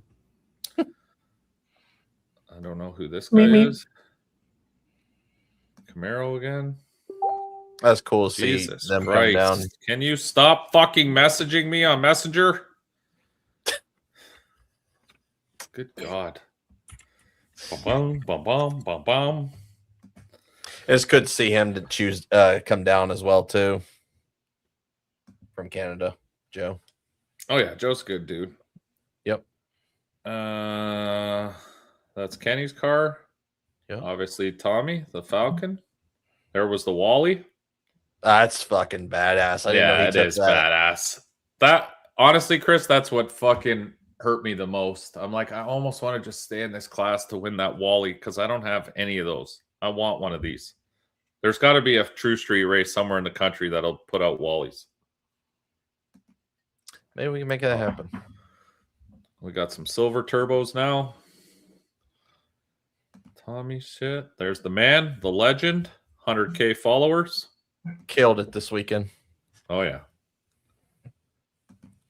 Ben's doing great. There's Shane's. Come on. Terry, can you tell him to fuck off? Mute the conversation. Oh, my God. I'll have it to where it pops up. You may need to change that. Yeah, obviously. I don't know why they need to discuss things right now in our group chat, but fuck off. Said mute your fucking phone. I can't mute the computer.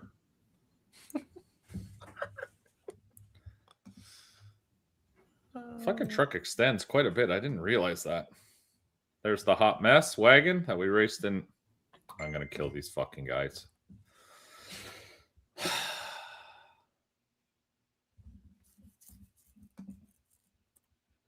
Hood shot. Hood shots. Hood shots. Kenny's pass. No hood. No hood shots. Who snap. drove the Audi there? They Jesus. got fucking big money. This is a baller's car. Yeah. Doesn't it say sick week on it? Holy fuck. Yep. He ain't playing. Dude's a bad motherfucker. Yeah, he must be. Billy's car. That's a cool picture. Yeah. Billy, he had that fucker tied down, eh? Yeah. I see that. She's tied right down. Look at that passenger or driver side tire just floating an inch above the track. Is this Eric's car, man? Yes. Yeah. Beautiful car, man. Very nice car. It's a very. I don't very like nice Fox bodies, trust me, but this one actually looks really good. Yep. Got some more shots. This guy was at War in the Woods too, I think, in True Street, wasn't he? If it's the same car I'm thinking of. Oh, no, he wasn't. There was another orange. Yeah. What the hell is that? It's a Toyota pickup truck. Oh, it's a Toyota. I thought it was a Chevy. Yep. That's cool. That's something different. Nitrous car. Nice. There's Terry's boy helping Tommy. I can't believe Tommy got knocked out. I honestly thought he was going to win that Wally. He was pretty upset. You know what's cool about that track? It's the same as St. Thomas. They have that little bridge above the racetrack where you can get like cool pictures from up top like this. That's pretty cool. Alex does some cool pictures. Yep. This car was nice too. Did he win Little Gangster? Yes. Who won Little Gangster? Yes. He won, right? John Solly. Yep. Yeah. Nice car. Beautiful car. A beautiful car. Oh, some flowers. So nice. Wow. Some dudes with their shirts off. Me and Mike a couple years from now. Yeah. Circa 20 years from now. That's now he showed me that on his phone or his camera. That's a sweet picture. Yeah, that is a cool picture. I like the burnout pictures too. What was that wagon in? What Small was this? tire. Oh, was it in small tire? Yeah. That makes me sad. It's a cool picture, but also sad. Right. There's nobody in the fucking stand. Is it? That's at the finish line. No. Yeah. Yeah, the shoot's already Jesus, thrown. fucking look at what that wing does. Yep. Wang. Wheels up. Yep. Looks like poor Eric already gave up. Nose down. Yeah, that's a nice looking car. It's a cool picture. Perfect. Every time. I knew that was coming. There you go, the squad. I love them guys and gals. So this was the Little Gangsters winner. Yep. Do you know his John, name? John Solly. John Solly. Congratulations, John. Good job. He's won a lot of Little Gangster stuff. He competed in I'm pretty sure he was at every Winter Series race at Brayton for the Winter Series from DI, and he actually won the first Little Gangsters championship at the race that they did with the BTR sponsorship at Trails. Oh, really? Nice. Yep. Oh, so he's a professional at this sport. Oh yeah. I mean, he's went rounds. He went rounds at King of the South as well. Oh shit, eh? Yep. He's a good dude. He knows how to race. This was who? What was this one for? Second place? That's baby. It's a buddy of his. That was Baby Gangster. Which was what? 7 something? 6:30. 6:30. Oh, okay. So it's just a second slower. Gotcha. Yeah, it's the same class as Little Gangsters, same rule set and everything, except it's just a 6:30 index. And then Quick Street was the multiple index, right? Like they draw it out of a hat. Yeah, so we only did one. It was just one draw before the event started, and it was a 7:0. And of course I was the one that drew it, and I drew a 7:05. Gotcha. There's on that day there was no fucking chance in hell of me running a 7:05. And Billy won small tire in the Nova. Yep, he won heavyweight. Yeah, cool belt. Oh, so you gave the belts like one per person kind of deal? Yeah, since there was only 3 people. Gotcha. So Eric makes sense. Eric got the middleweight, and then Chris Stewart got the lightweight belt. They were all the same size and everything. So yeah, that's cool. Cool belts. I mean, oh, there's my boy. Look at him shitting his pants on that roof. Shaking. He's like, fuck, he get was me down from here. Scared to death. There's our True Street winner with Maxwell. Scared to death on the roof of the truck. Poor guy. I don't know why he was so scared. I was like, just sit down. You'll be fine. He looks fucking... Oh, that's a cool picture. I like that. That's nice. That is nice. Yeah, and then we parked in front. There's Eric Mans with the middleweight belt. And I think we're back to the beginning.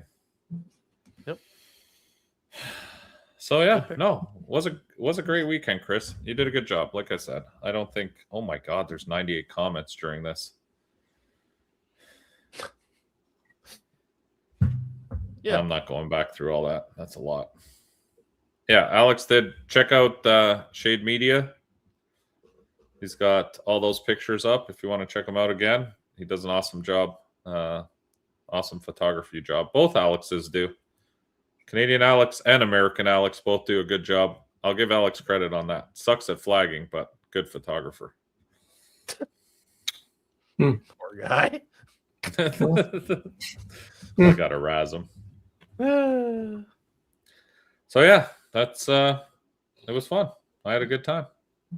Good. I'm glad you made the trip. Yeah, no, we had a great time. Like I said, I hope next time, Chris, I hope you don't give up on that place. I think it would be cool, but I think, like I said earlier, you got to decide what you want to host. I think trying to do both isn't going to fly. No, yeah. I mean, I already had my thoughts about that, but I was good. Hey, I was willing to try. Yeah. So can't fault me for not. No, absolutely not. Yeah, we'll see what it holds. We'll see what the future holds. I've been burnt out on putting events on since last year. I mean, no, I know. I didn't even think you were doing any this year. I wasn't. I mean, I said I'm done. Like, I enjoy going. It's a nice just going to enjoy a race. Yeah, I mean, you agree. Yeah. You'd rather go, and obviously I ain't racing, so it's a little different for me. But like, it's also fun when you can just hang out and not have to have any of the stress, right? Yeah, absolutely. I love it. Not only that, as a promoter, I guess I'm a little bit lucky because I do both. And I know exactly how you're feeling. Like when you put your heart and soul into something and you invest your own money into trying to make something really cool, not only for people, but also for the racers. Like we're big on trophies like you. I mean, I think that's an important part of any race is bringing out cool stuff that people get to take home. You know what I mean? Like I thought that plaque we won in True Street was badass. I mean, I hung it up today in the shop with the other wood ones from KD. And I was like, this badass. I don't have anything like that. So it's unique. Mm-hmm. So I love trophies. I think in racing, like I said multiple times on here, it's the only thing you can show people after the fact. You can't show them money.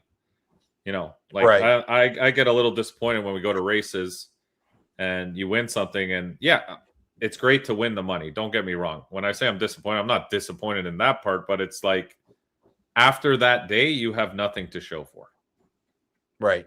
The money comes, the money goes. Like you get the money, you spend it on the truck, and it's gone. Yep. But the trophies are the things every day in the morning when I walk into the shop. It's like, man, you know, that's what reminds you of all your hard work and everything you've done. So yeah.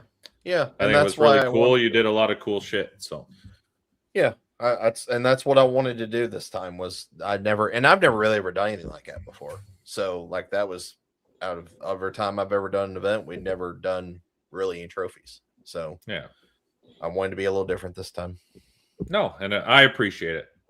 As a racer, I appreciate you putting in that effort to do that because I personally I think it's cool. I think when you go somewhere and you get something unique, chains, whatever it may be, I find it personally cool.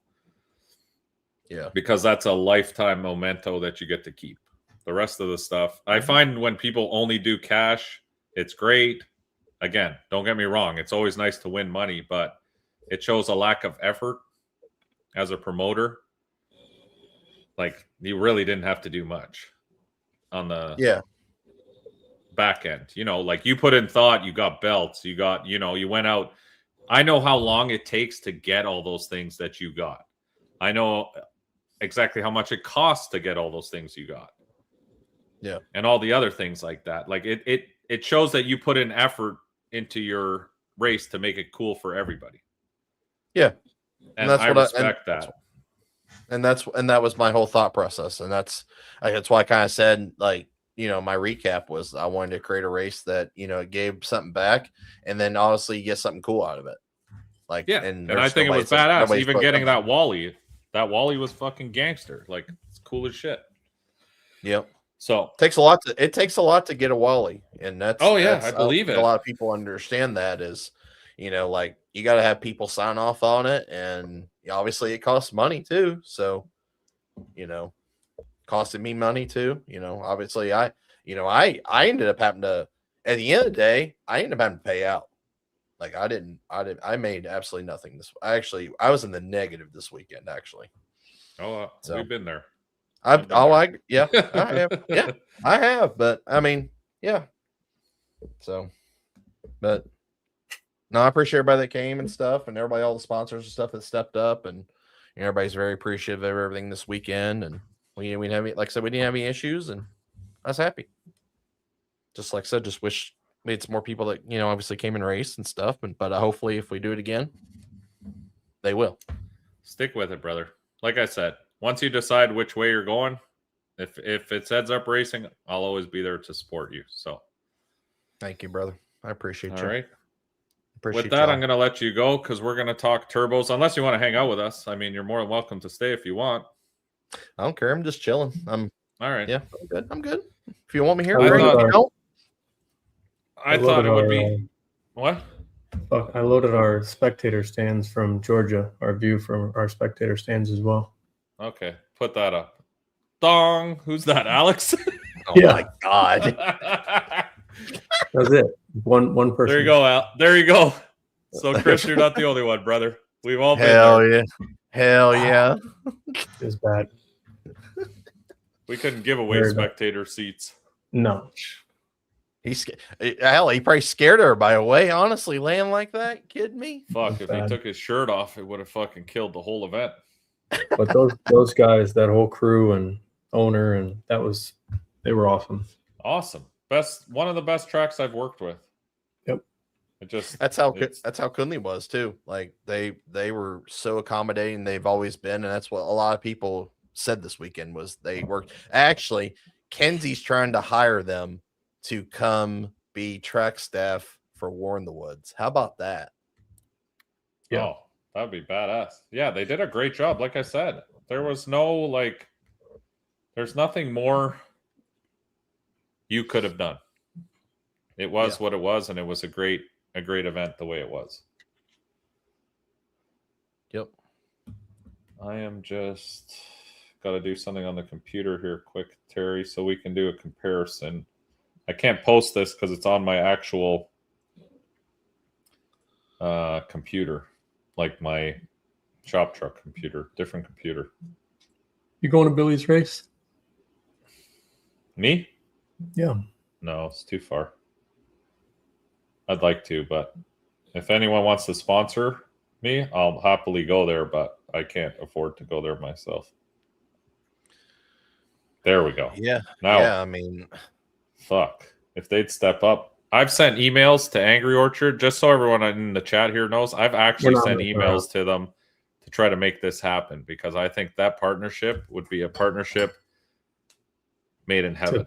Match made in heaven. I'm even fine with, like a discount or maybe direct shipments to my house. And I'll rock their shit all day, every day, because that's how we do it here. But so far, no response. Thank you, Nick. I'm almost out, actually. We're running low over here. We talked about it today, yeah.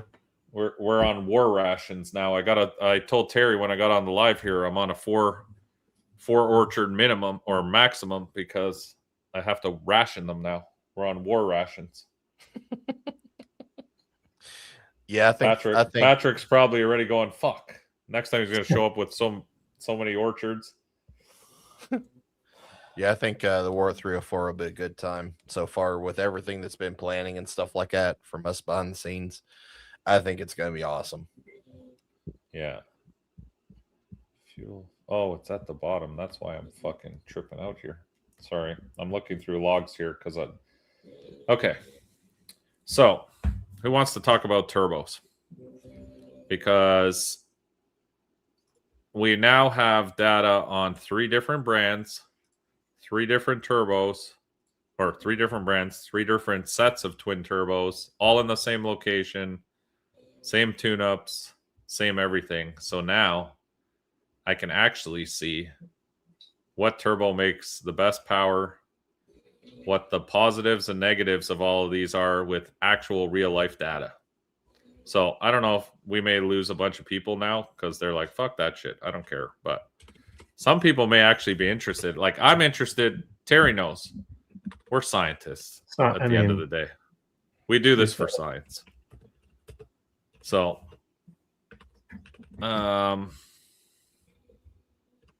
Nick at True North, absolutely. Nick is a great. This guy just fucks off. Yeah, you're fucking turbo. I'm out. That one, that squishy face dog was snoring so loud I couldn't handle it. I want to know how much it's gonna cost me to get you. Fuck. Patrick, it's 10 hours from here, one way. To 304? Yeah. I already looked it up. Trust me, I want to go because you guys have 2,000 or 3,000 on top of True Street. I was like, fuck yeah, I'm in. And then I looked at the map and I said, fuck no, I'm out. I mean, if you need some accommodations, I mean, I am on the way. So there you go. I mean, if you need to we're supposed to race here locally, like an hour away from here. Gotcha. All right. So we started our journey with rear mounts with Forced Induction Solutions, FIS, 83 millimeter turbos. So they were journal bearing turbos. See, the nice thing about all three of these sets of turbos is they're all comparable with each other because they all have the same compressor housing. Like we've never changed any of the piping. We've never changed. I changed some of the exhaust in fairness now, but it's not going to make such a big difference when you're looking at real world testing. And Nick sponsors us from True North, but that doesn't mean I'm not going to tell you the reality of what everything is. I mean, that's the only fair way to do it. I'm not a bullshit guy. I don't care if you sponsor me. If your product shit, I'm going to say, it could use improvement. And maybe that's probably why I don't have many sponsors, because they don't like that shit. But I'm not going to fluff someone's product if it's fucking garbage. So, that being said, we can start with, and I'm going to be, sorry guys, I wish I could put this on the screen to show you, but I'm going to have to explain the data to you because it's on a completely different computer. Is there a way to do this, Terry? Like tie my other laptop to my laptop? I don't think so. You could try to log in from your other laptop. I don't know if that'll work or cause a... I don't think it'll work because this isn't saved. Like I'd have to email them all to myself and then try to figure out how to do it on this. I'd rather not. We'll go through it. I'll just tell you guys the information and you take it as you want. So real life testing here, 3 different turbos. So we've got the Forced Induction Solutions, impeller design. Probably. I'm just telling you, listen, I said I'm a scientist. I'm not a fucking rocket scientist. Okay. Yeah, I don't know the impeller designs. I'm just going to tell you the 3 turbos that we've used and how much power they make, what their faults are, what their things, the good things, the bad, and the ugly are. So we've got, these are the 3 turbos that we've used so far. Forced Inductions, 8083s, twins. True North, 7687s. And last but not least, Ching Chang. Ching Chang Chong. Ching Chang Chong. VS Racing, 7685s. So they're all similar. The backsides are a little bit different, but basically the same shit. So the FIS, we got an 80 mil front side, 83 backside. Just to reiterate, True North 7687, VS Racing 7685. So basically, I would say 3 very similar turbos, very comparable turbos. Hold on, Mike. Let the people write them down. Okay, if you want to write it down, that's fine. Chris is writing them down. I got it. All right. Thank you. All right. So let's start. We're going to go back in time and we're going to start with the Forced Induction Solutions. What year was that, Terry? Ooh. 2024. Right? Yeah. Because 2025 we were with Nick's stuff. Yep. So we're gonna go to a fast pass in 2024. One of our faster ones. So like 650. Yeah. 650-ish. All right. So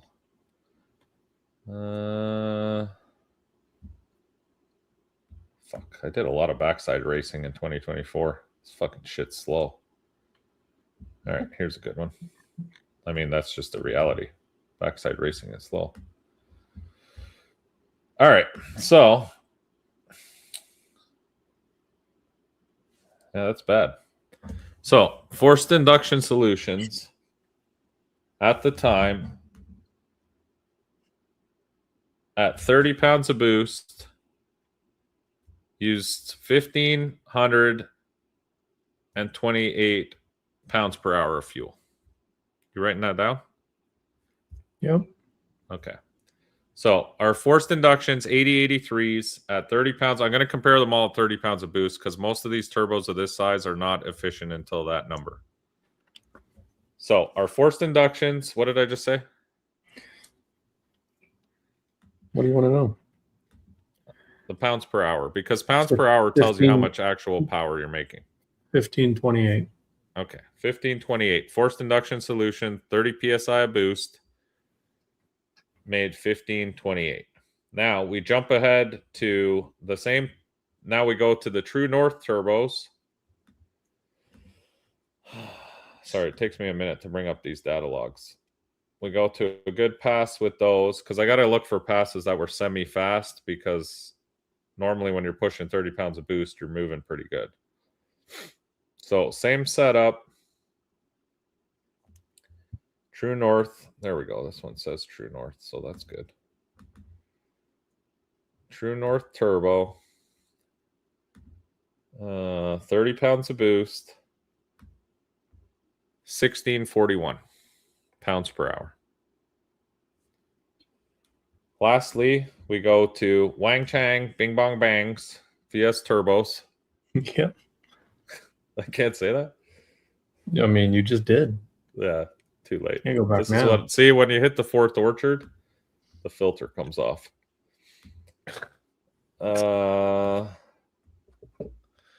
Okay. Huh. VS Racing. 30 pounds of boost. I 100% agree with that. 1610. Chewy. So now there is going to be a little bit of variance here because, in fairness, on the FIS turbos, the truck was pretty fucked up transmission wise, so it probably didn't put as much load. But when you look at the times that they ran, it's similar. So actually, the amount of air moving out of the FIS was less than the other two. That's fair to say. And this is real world data. This is not some bullshit fucking. I'm getting it right off. Yeah, this ain't a website. This ain't a I'm selling you fucking some bullshit. This is my actual data off my computer. So now the positives. The 8083s from FIS seem to make good power up top. They were very hard to spool because I think they were too big, to be honest. Our spool time on the brake was normally about 5.86 seconds average, which is a long time to be spooling turbos out back. Now, the True North turbos, and this is with no nitrous or anything to spool them up, the average time, because I did actually write this down earlier, the average time to spool the same, to get to the same boost, we're spooling them to about 8 pounds, was 4.18 seconds. The Changwang 3000s was, I'll tell you right here because this was the only one I didn't actually have information on. Took us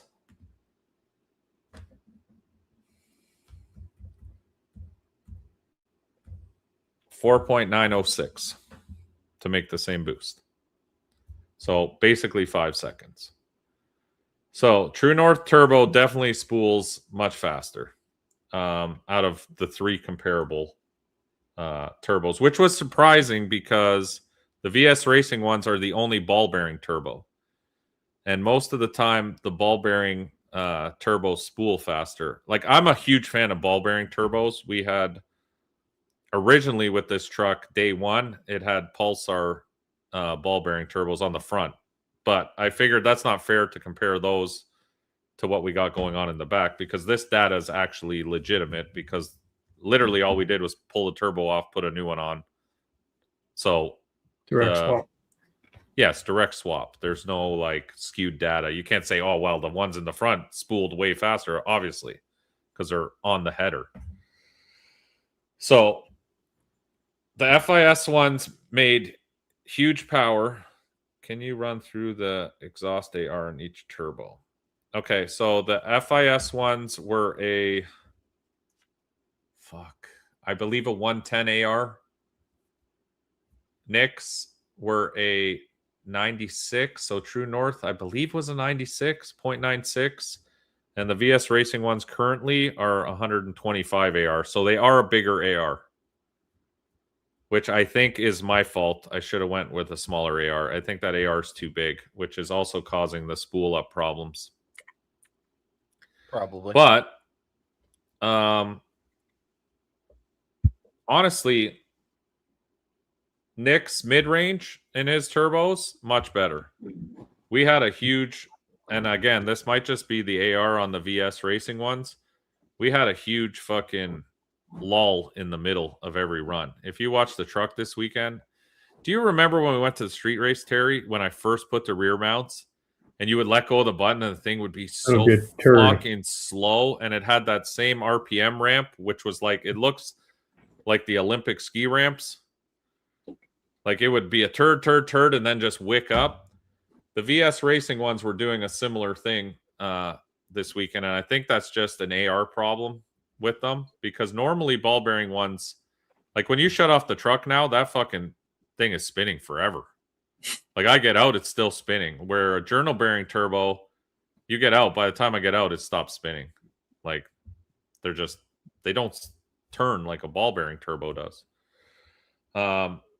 True North turbos, honestly, mid-range make a lot more power than both of them.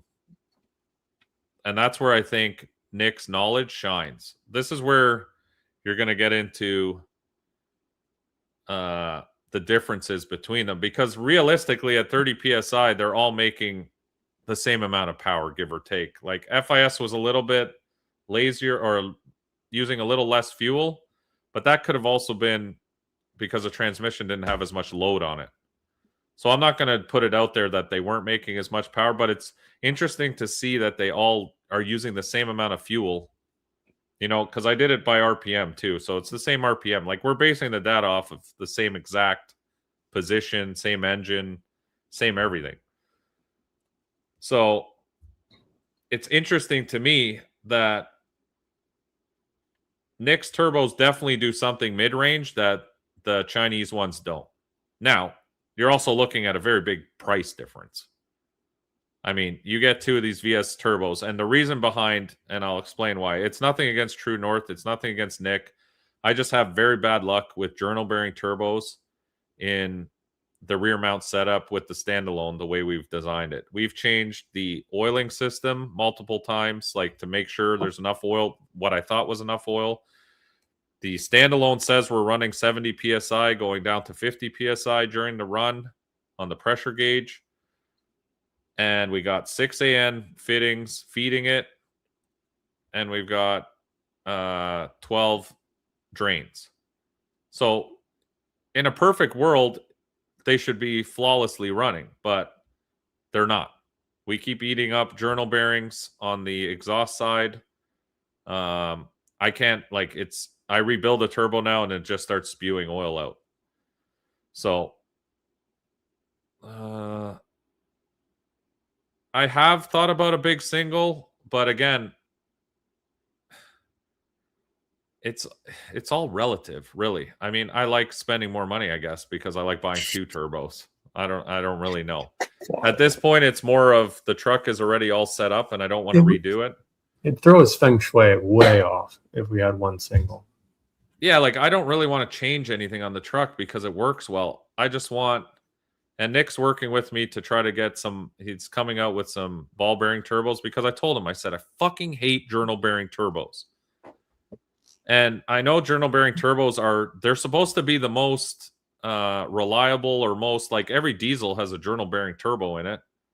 And my Cummins has it, and it lasts me forever. But for some reason, in a race car form, I have nothing but problems with journal bearing turbos. I had problems with FISs. They spat out oil everywhere.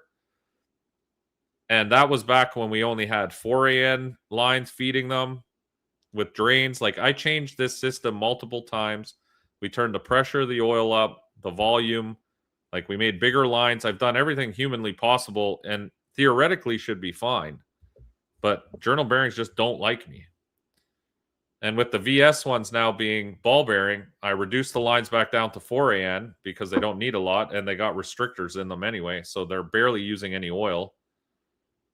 And I mean, we just put them on, so I can't really give like a longevity report, but so far so good. They lasted the weekend. The times the truck ran are very close. Yeah, I like balls more. The same tune-ups, we ran similar times. The only difference I noticed between the two is True North definitely makes more power in the mid-range. And when you look at the actual, I guess, the compressor wheel design, his is definitely different to the off-the-shelf. Something going on there. So, yeah, Nick's a very smart dude. But it was interesting to me to compare the two because realistically, if you're just looking to make power, like all-round just fucking making power, they're very similar. Because we didn't lose any ET. We didn't lose any mile an hour. And we bought fucking off-the-shelf fucking budget chain friendly. Yeah, budget friendly. They were cheap. And they worked. Now, I don't know how long they're going to work for. I don't know.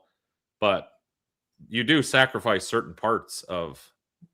there is a difference between them, is what I'm getting at. There might not be a difference at full-on power-wise, but there's a difference getting to that power-wise that you notice. So, out of the three, I still think True North is still the best, and that's not just because they sponsor me. Like I said, I don't really care. If his wasn't the best, I'd tell you guys because... But I also think, like, if you buy a generic ball-bearing turbo, it's also not terrible. I mean... If you're looking for budget friendly, that's definitely budget friendly. But I would definitely go with ball bearing turbos if you have the option. They just seem to be happier. My standalone only makes 39 on lots of street driving. Turbo's fine. One thing I had to move was a tank vent. Yeah, no, we've done that too. I have a serious vent on the tank. Because that was another problem I heard, is it compressurized the tank. And I agree with that because we were filling a catch can with pressurized oil when we didn't have a big enough vent. But now it's got a 20 AN vent on it. Like, there's definitely no pressure in the tank anymore. Because it's got a 20 AN vent, like an actual just free-to-air vent. And then it has also another 10 AN vent that goes to a catch can. And there's nothing in the catch can. Which tells me that it's not pressurizing anymore. Wang dang sweet poo-tang turbos. Hell yeah. That's the new design. So no, I found it interesting now that we've been able to run 3 separate sets of turbos to see like really if there is a huge difference between. But I honestly believe once you get up to 30 PSI, 30 PSI is 30 PSI. It's not going to fucking change a lot at that point. It's all how you get there, I think, is the difference between them. But ET wise, I mean, we ran the same times we ran with all of them. I mean, it's which was funny to me because I was like, well, maybe we have to change the fueling or maybe we have to, but it seems like air is air. Yeah. Yeah, I have a 20 vent. Yeah, I think that's part of it. PSI is a measurement of restriction. 100%. I wonder if you have a. I wonder the difference between obviously you're eating bearings and stuff like that. I wonder if it's like a an oil temp issue. Yeah, but the oil doesn't get hot because it's standalone. It's not coming from the engine. Oh, that's right. I forgot that you That's did why that. I did all that. We made it Right. all standalone for the reason of multiple reasons. Number one, if the turbos go to shit, they're not throwing garbage through the motor, and vice versa. If the motor goes to shit, it's not throwing fucking shit through the turbos. Because a lot of times, you eat the bearing, all that bearing material now is in the oil pan of the fucking motor. And now it's pumping all that shit through your engine, which I didn't want. Number two was temperature, exactly what you said. I didn't want contaminated oil like, when you run E85, alcohol, whatever, it still fucking ends up in the oil. So I was like, the oil will stay cleaner. We'll know if there's a problem with the turbo because when we drain that oil, you'll see the glimmer in there. Yeah. Where a lot of times when you drain the oil, it could be your turbo bearings that are going and you're like, oh, fuck, look at the glimmer in the oil. My motor's fucked. And then you go and tear all your shit apart for no reason. So this just made the whole process much better because now we know, okay, there's glimmer in the turbo oil. The turbos are fucked. Or there's glimmer in the engine oil. It's not the turbos. We definitely got an engine problem. The oil doesn't get hot enough to cook the moisture out of the oil. The moisture as in it just sitting in... Are we talking standalone or from the engine? I'm not sure. But no, I find this stuff interesting. I like comparisons, but real world shit. Like you can read whatever, and everyone will tell you, they'll bullshit the shit out of you. Oh, this turbo's the best. That turbo's the best. This fucking because they're incentivized to do that. And maybe I'm a horrible sponsor, whatever guy, but I'm just honest. I would rather people just tell me straight up, hey man, fucking Terry's Turbo sponsored me and they're fucking trash. They're garbage. You know what I mean? It is what it is. I mean, if they're garbage, then that'd be awesome. I'd rather people just be upfront with it and say, or, tell them, say, hey, you could improve on this or improve on that. Like I said, I don't think there's anything wrong with Nick's turbos, but we're having a problem with journal bearings. They don't work for me. And if it was just his turbos, I would say it was just his turbos, but we've had a problem with all journal bearing turbos. My standalone. Huh. Yeah, I don't know about that. I've never actually checked for moisture in the oil. Every time I drain the oil, it looks fucking just like the way I put it in there. Unless we've eaten a journal bearing. If we've eaten a journal bearing, then the oil has glimmer in it. Like you can see, obviously, where it's fucking eating up the brass on the journal bearing part. But, I mean, might be on something there. Maybe it's moisture. Maybe it's cavitation of the oil. I was thinking that too. It could be cavitating with it just flying around back and forth in that little box, like our standalone, because it's just in a little fuel cell, basically. Yeah. Maybe it's getting air in there when it's really getting after it. I don't know. Could be. But she don't like something. I know that much. And I'm tired of fucking rebuilding journal bearing turbos after every race.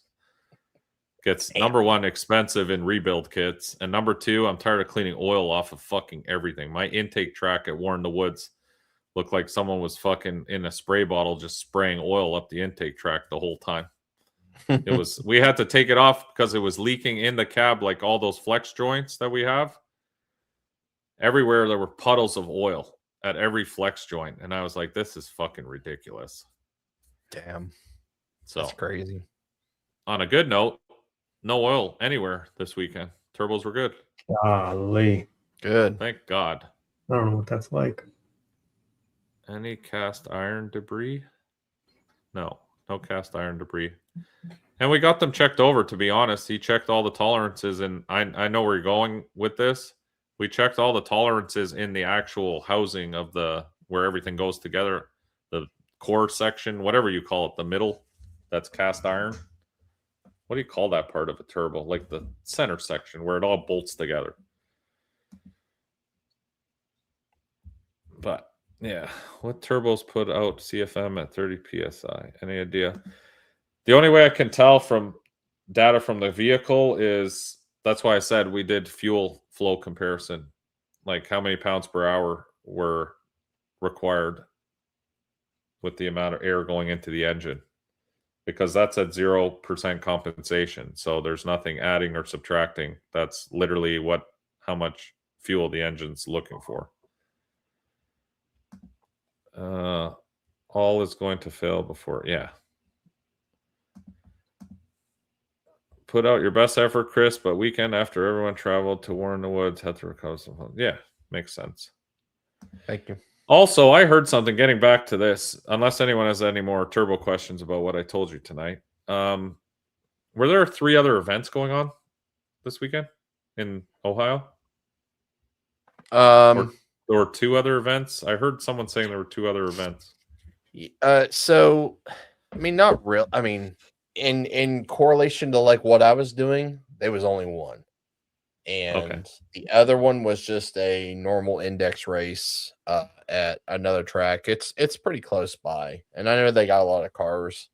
And was it a little gangsters race though? Someone said it was another little gangsters race. No, there was, and it's put on by the guy. Actually, is the one who got into it with me at that. Remember when I was talking about that on the table? Yeah, it's the same guy that puts that deal on at it's at 42 where you ran the backside at. But he does those races every month and doesn't put anything on top. So I think I know that guy. He looks like this guy. God damn it. Very similar. Similar look. God damn. Here, you know this guy? I'm busy. What a life. Hey. Looking for those. Trying to get those shoes Happy had.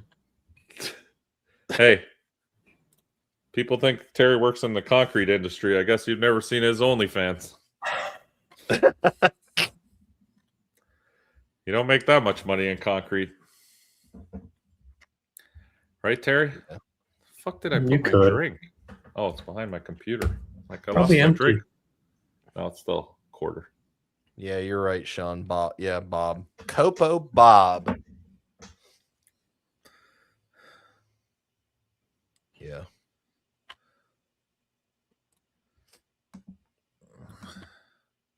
But honestly, yeah, I knew that was going on. I didn't care. Especially then after he talked to me the way he did, I didn't give a flying fuck. You were like, fuck that guy. I'm going to show him.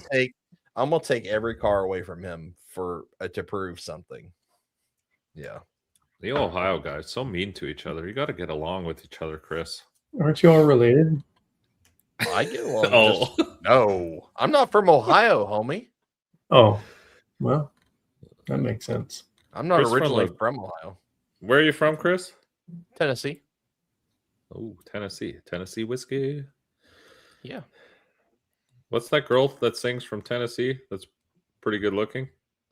Ellie, country singer. Never heard of her. Oh, Ella. Yeah, that's the one. Chris, you got your wristband? Yeah. What's the dates for cash days again? July 10th, I think? 11th and 12th. Oh, I'm leaving on the 10th. That's why I have the 10th in my head. That's the Thursday, right? The 10th? Yes. It's 11th and 12th. You guys will hear it here first. I spoke to Billy, and if his truck's done, we're grudge racing Friday night. KD Cash Days. S10 versus S10. That'll be good. Yeah. We'll do just small bet, small gamble. Have some fun at the end of the Friday night. Yeah, absolutely. I think it'll be good. Oh, I think so too. It'll be a good race. That way, after I beat him in tailgate, I'll have a second chance to try to come back for some money.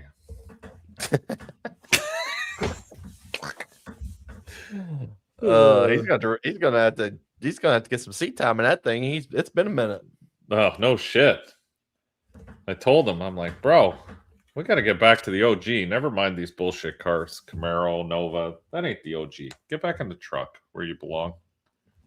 Yeah. Yeah, I think I think once he changes it up and stuff, I think it'll be a good truck for especially for True Street. Yeah, me too. I think it'll be awesome. Love that truck life. Yep. Terry, what's happening with you in Florida? Anything? Any fucking? I know you went to Disney this weekend. Rich saw motherfucker. Dude, this guy's I went so to- rich. He goes to Disney like I'm 4 not. times a year. That's not accurate. Mickey 4 Mouse has got times. him on his fucking cell Rolodex. I'm just working every day. What do you mean? Is it really that expensive to go to Disney? Fucking never right been. it is. It's fairly expensive. Yeah. I mean, Chris, what you we get a talking, beer. like- You get a beer at the gas station. It's $4. You get a beer at Disney. It's $14. That's accurate. Yeah. What is it like? What are we talking? $300 to $500? At least. Let's just look up Disney prices. Okay. Now, there's multiple parks, right? So does like you buy a ticket, does that get you everywhere? Or is that like There's different versions you can. Yeah, you can just get a ticket to Magic Kingdom, which is what I'll call Disney, or you can get Epcot, or you can get both like we have Magic Kingdom and Epcot. You see how we threw that in there? You can get either Magic Kingdom or Epcot or both like we do because we're Or fucking both. rich as shit. both of them? Yeah. And we also get a Both. private jet to fly us there. I mean, you don't have to do that, but it's part of the speed pass if you want that, where they hand deliver you olives in your martinis. But Hell for you yeah. peasants, yes, you can go to only one park. I mean, I would like to go. I think it looks like it might be fun. I don't know. I don't watch Disney movies. Actually, today was the first time I ever watched Toy Story. Toy Does that Story. Yeah, that's the first time. Terry I've ever looks seen like it. the cowboy from Toy Story. Woody. You're dumb.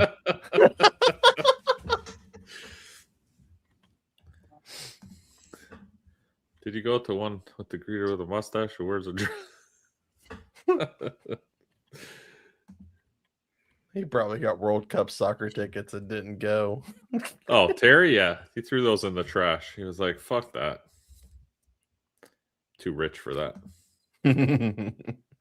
Yeah, Terry, we got to get you a cowboy hat and then take a picture of you like Woody for Halloween.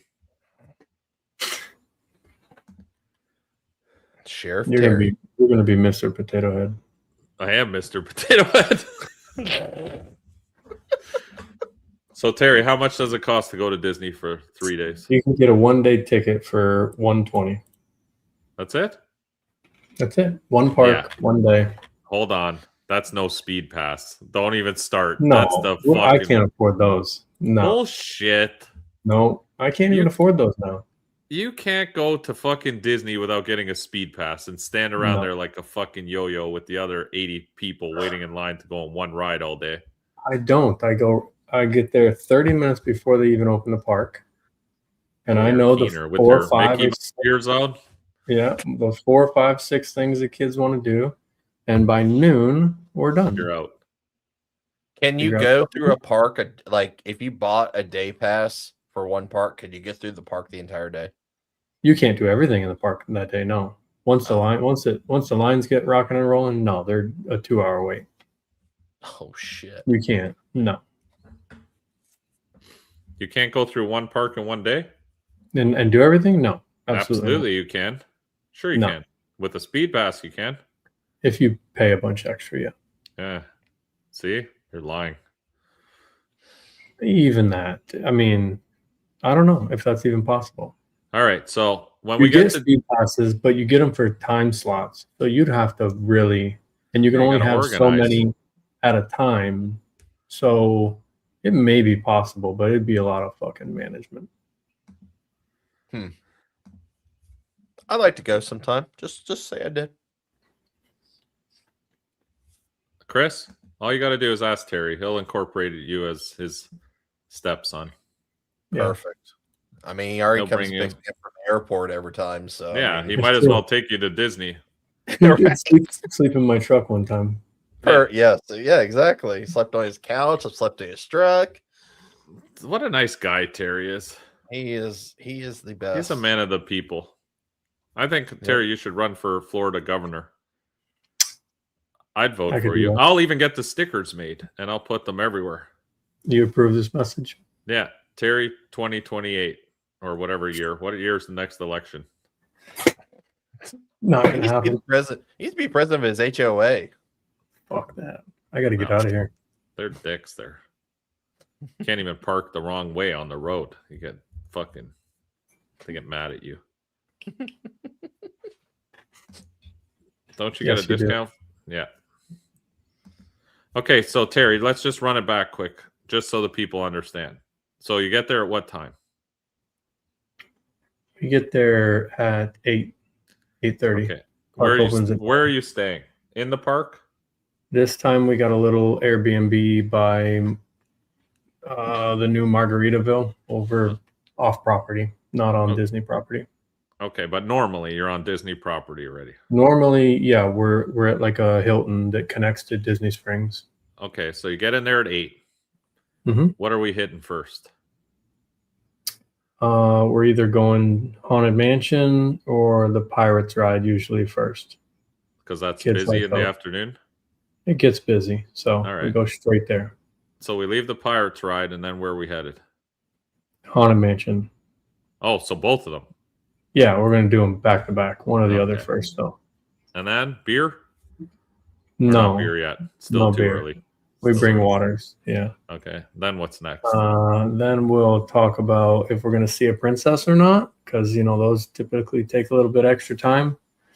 Okay. This time we did the Ariel ride and then saw Ariel, the princess. Okay. What do you? And they let you within 20 feet of her? No, not me. Oh, okay. I got to stand over in the corner. Yeah, that's what I figured. Okay. Yeah, I'm just making sure that restraining order is still valid. Yeah, they got my sign up, picture up. And then? And then after that, what the heck do we do after that? I don't know what we did after that. I blacked out. Shit, I already get the diamond treatment without him. To be honest. After the princesses, you don't remember what happens? At that point, you've blacked out already? Yeah, I blacked out. I'm exhausted. We did a bunch of shopping. We got some ice creams. How much are the ice creams? I don't know. Come on, I just give Heather my card. I don't know. Okay. Oh, he just gives her his card. It's definitely not cheap. I didn't get the speed pass. I told you. You got to imagine too. Terry's not going by himself. He's I got four deep. 4 deep. That's what I mean. It's crazy. Yeah. It's too much money. Yeah. So, if you guys have a second, please look up Terry Tickles OnlyFans. No. And pay the extra $29 for the starfish pics. If you Google that, you're going to be in trouble at work. I'll tell you that. Father's Day is coming up. Nothing says I love you to your father like signing up for Terry's OnlyFans for the starfish pics. This is one ride at Magic Kingdom I will never in my life go on again. Never in my life. You couldn't pay me the Small World? I love that. It's the nastiest, smelliest, oldest, weirdest place I've ever been in. It's a Small World, and all those little puppets are fucking singing. Eat it. So what's that? You should You're do on a it. boat. First ride. First thing you do is that's your first ride, Chris. It's a small world. It takes you through all the different countries. It's fucking horrendous. That's been there since I was a kid. I hate it. Do you go on ET where it says your name? We didn't do ET. No. Terry Tickles. No, you can put whatever name you want. I used to fuck with my brother all the time. Is there anything Transformers there? There used to be. Not Magic Kingdom. There used to be. Oh, not Magic Kingdom. What's Universal has it? Yeah, there's the big robot guy and shit that always messes with people. The problem with Disney is they put like 3 of the good rides at every park, so they fuck you. You so gotta you have to go to all of them. Yeah, there's some sweet. I wouldn't go to Magic Kingdom if you're going to go to Disney. For you, no, I would go to Universal. Yeah, I would go somewhere like Universal. Be way better for a grown up. There's some cool shit. Yeah, Tommy and Nelson went there, I think, this year, and they said they had a good time. I saw them at fucking. Where did I see them? I passed them in a line. Maybe At Epcot. Disney? No, I don't think it was Magic Kingdom. I think it was at Epcot. Heather will know. You didn't say hi to Tommy? No, I'm not a fanboy. But we were doing the Bullshit. back and forth while you're going into a ride, and we went one, and I said, "Fucking Tommy and Allison right there." She said, "No way." I said, "Dude, they're right there." And you didn't even say hi to Tommy. I didn't even say hi. No, Shit, Terry. You were I'm not bothering him when he's out in public. What do you mean not bothering him? He's a fucking Tommy. Who gives a shit? Fucking walk up behind him and You pants don't want him. to be messed with. Wait, what'd you just say? I'd pants him, you know. He's trying to take his pants off now. Oh. Don't you remember that in high school? People would run around and fucking pants you while you're talking to a chick or something, and you're standing there like, oh, in your boxers, looking like a fucking moron. I can't say nobody's ever unpantsed me in high school. So Really? no. Oh No. fuck. That used to happen all the time. It was fucking hilarious. Guys would run up, like a guy would be talking to a chick trying to fucking make his game or whatever, and fuck. Okay. I mean, I'd be giving her a show if they did that. So. I don't believe that for a second. I feel like Toy Story, you shoot little aliens, don't you? You're like Buzz Lightyear or some shit, and you shoot little green guys. I have no idea. Does this work? Oh yeah, we're back now. Get kicked out. It was nice, yeah, for a while you weren't in here. I was saying. Never mind. I won't say what. I know, yeah, just don't. Only for the fact that I got muted. Yeah, that's facts. It's there are plenty of Transformers at Disney. No, not the ones that not the ones you're thinking of. But okay, all right. Orlando has a very large. Yes, you got to go easy at the bars, Chris. Don't drink too much because you may wake up with. Could be a bad night for you. I went to one bar that was in Orlando, and it was a biker. It was a biker bar. Oh, so you'd probably be okay there, hopefully. Yeah, it looked a little rough, but I mean, if Molly can survive there, then I can survive there. This is true. We probably shouldn't go down that road. I'm not. Nope. Not tonight, folks. All right. It's been 2 hours. We need to wrap it up. It's Sunday. Sunday fun day. But we could stay on here all night bullshitting about fucking Transformers and Disney, but yeah, we'll leave that one alone for tonight. It's probably for the best. I agree. Well, thanks for coming on, Chris. Are you you doing your show Tuesday? Yeah. Another recap. Yep. All right. Yep. So check out the table. I'm sure most of these people already do. Yep. And I'm sure you'll probably jump on here and there and say hi. Yeah, I'll come on for a bit if I got time. Yeah. So check out Chris Tuesday night, the table on YouTube, Facebook, Twitch. You got all kinds of shit. I see your things you're streaming on every platform. I don't even know what half those things are. Take advantage of it all. What's up, Dan? I didn't know Dan was even in here. Dan was the one who made the trophies, right? Yes, sir. Badass trophies, Dan. I love that. They look awesome. He does such a killer job. Yeah, wait till if you come to 304, wait till if you do go, wait till you see the trophies for that. He'll be there. They're so sick. Patrick the small tire said something that I missed. The small tire ones is gonna be something like nobody's ever done. I guarantee it. Small tire trophies? Yeah, for the championship.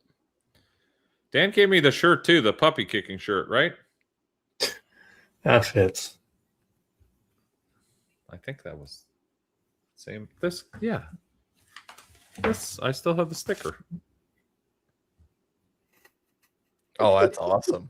I didn't know you even had that. That's Oh, amazing. fucking right, I do. I've been Well, waiting to Why is decide that where I not want on- to put it.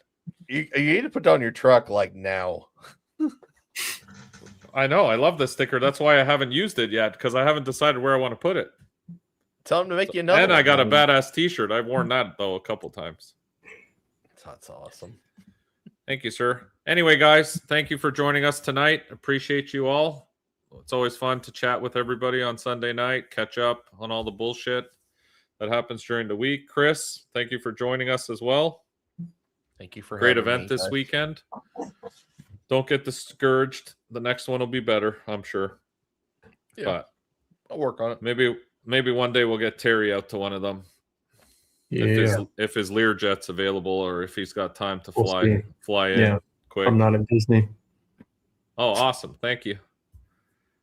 And yeah, we will see you guys 2 Sundays from now. We've got a bunch of local stuff coming up. Who knows where we'll end up?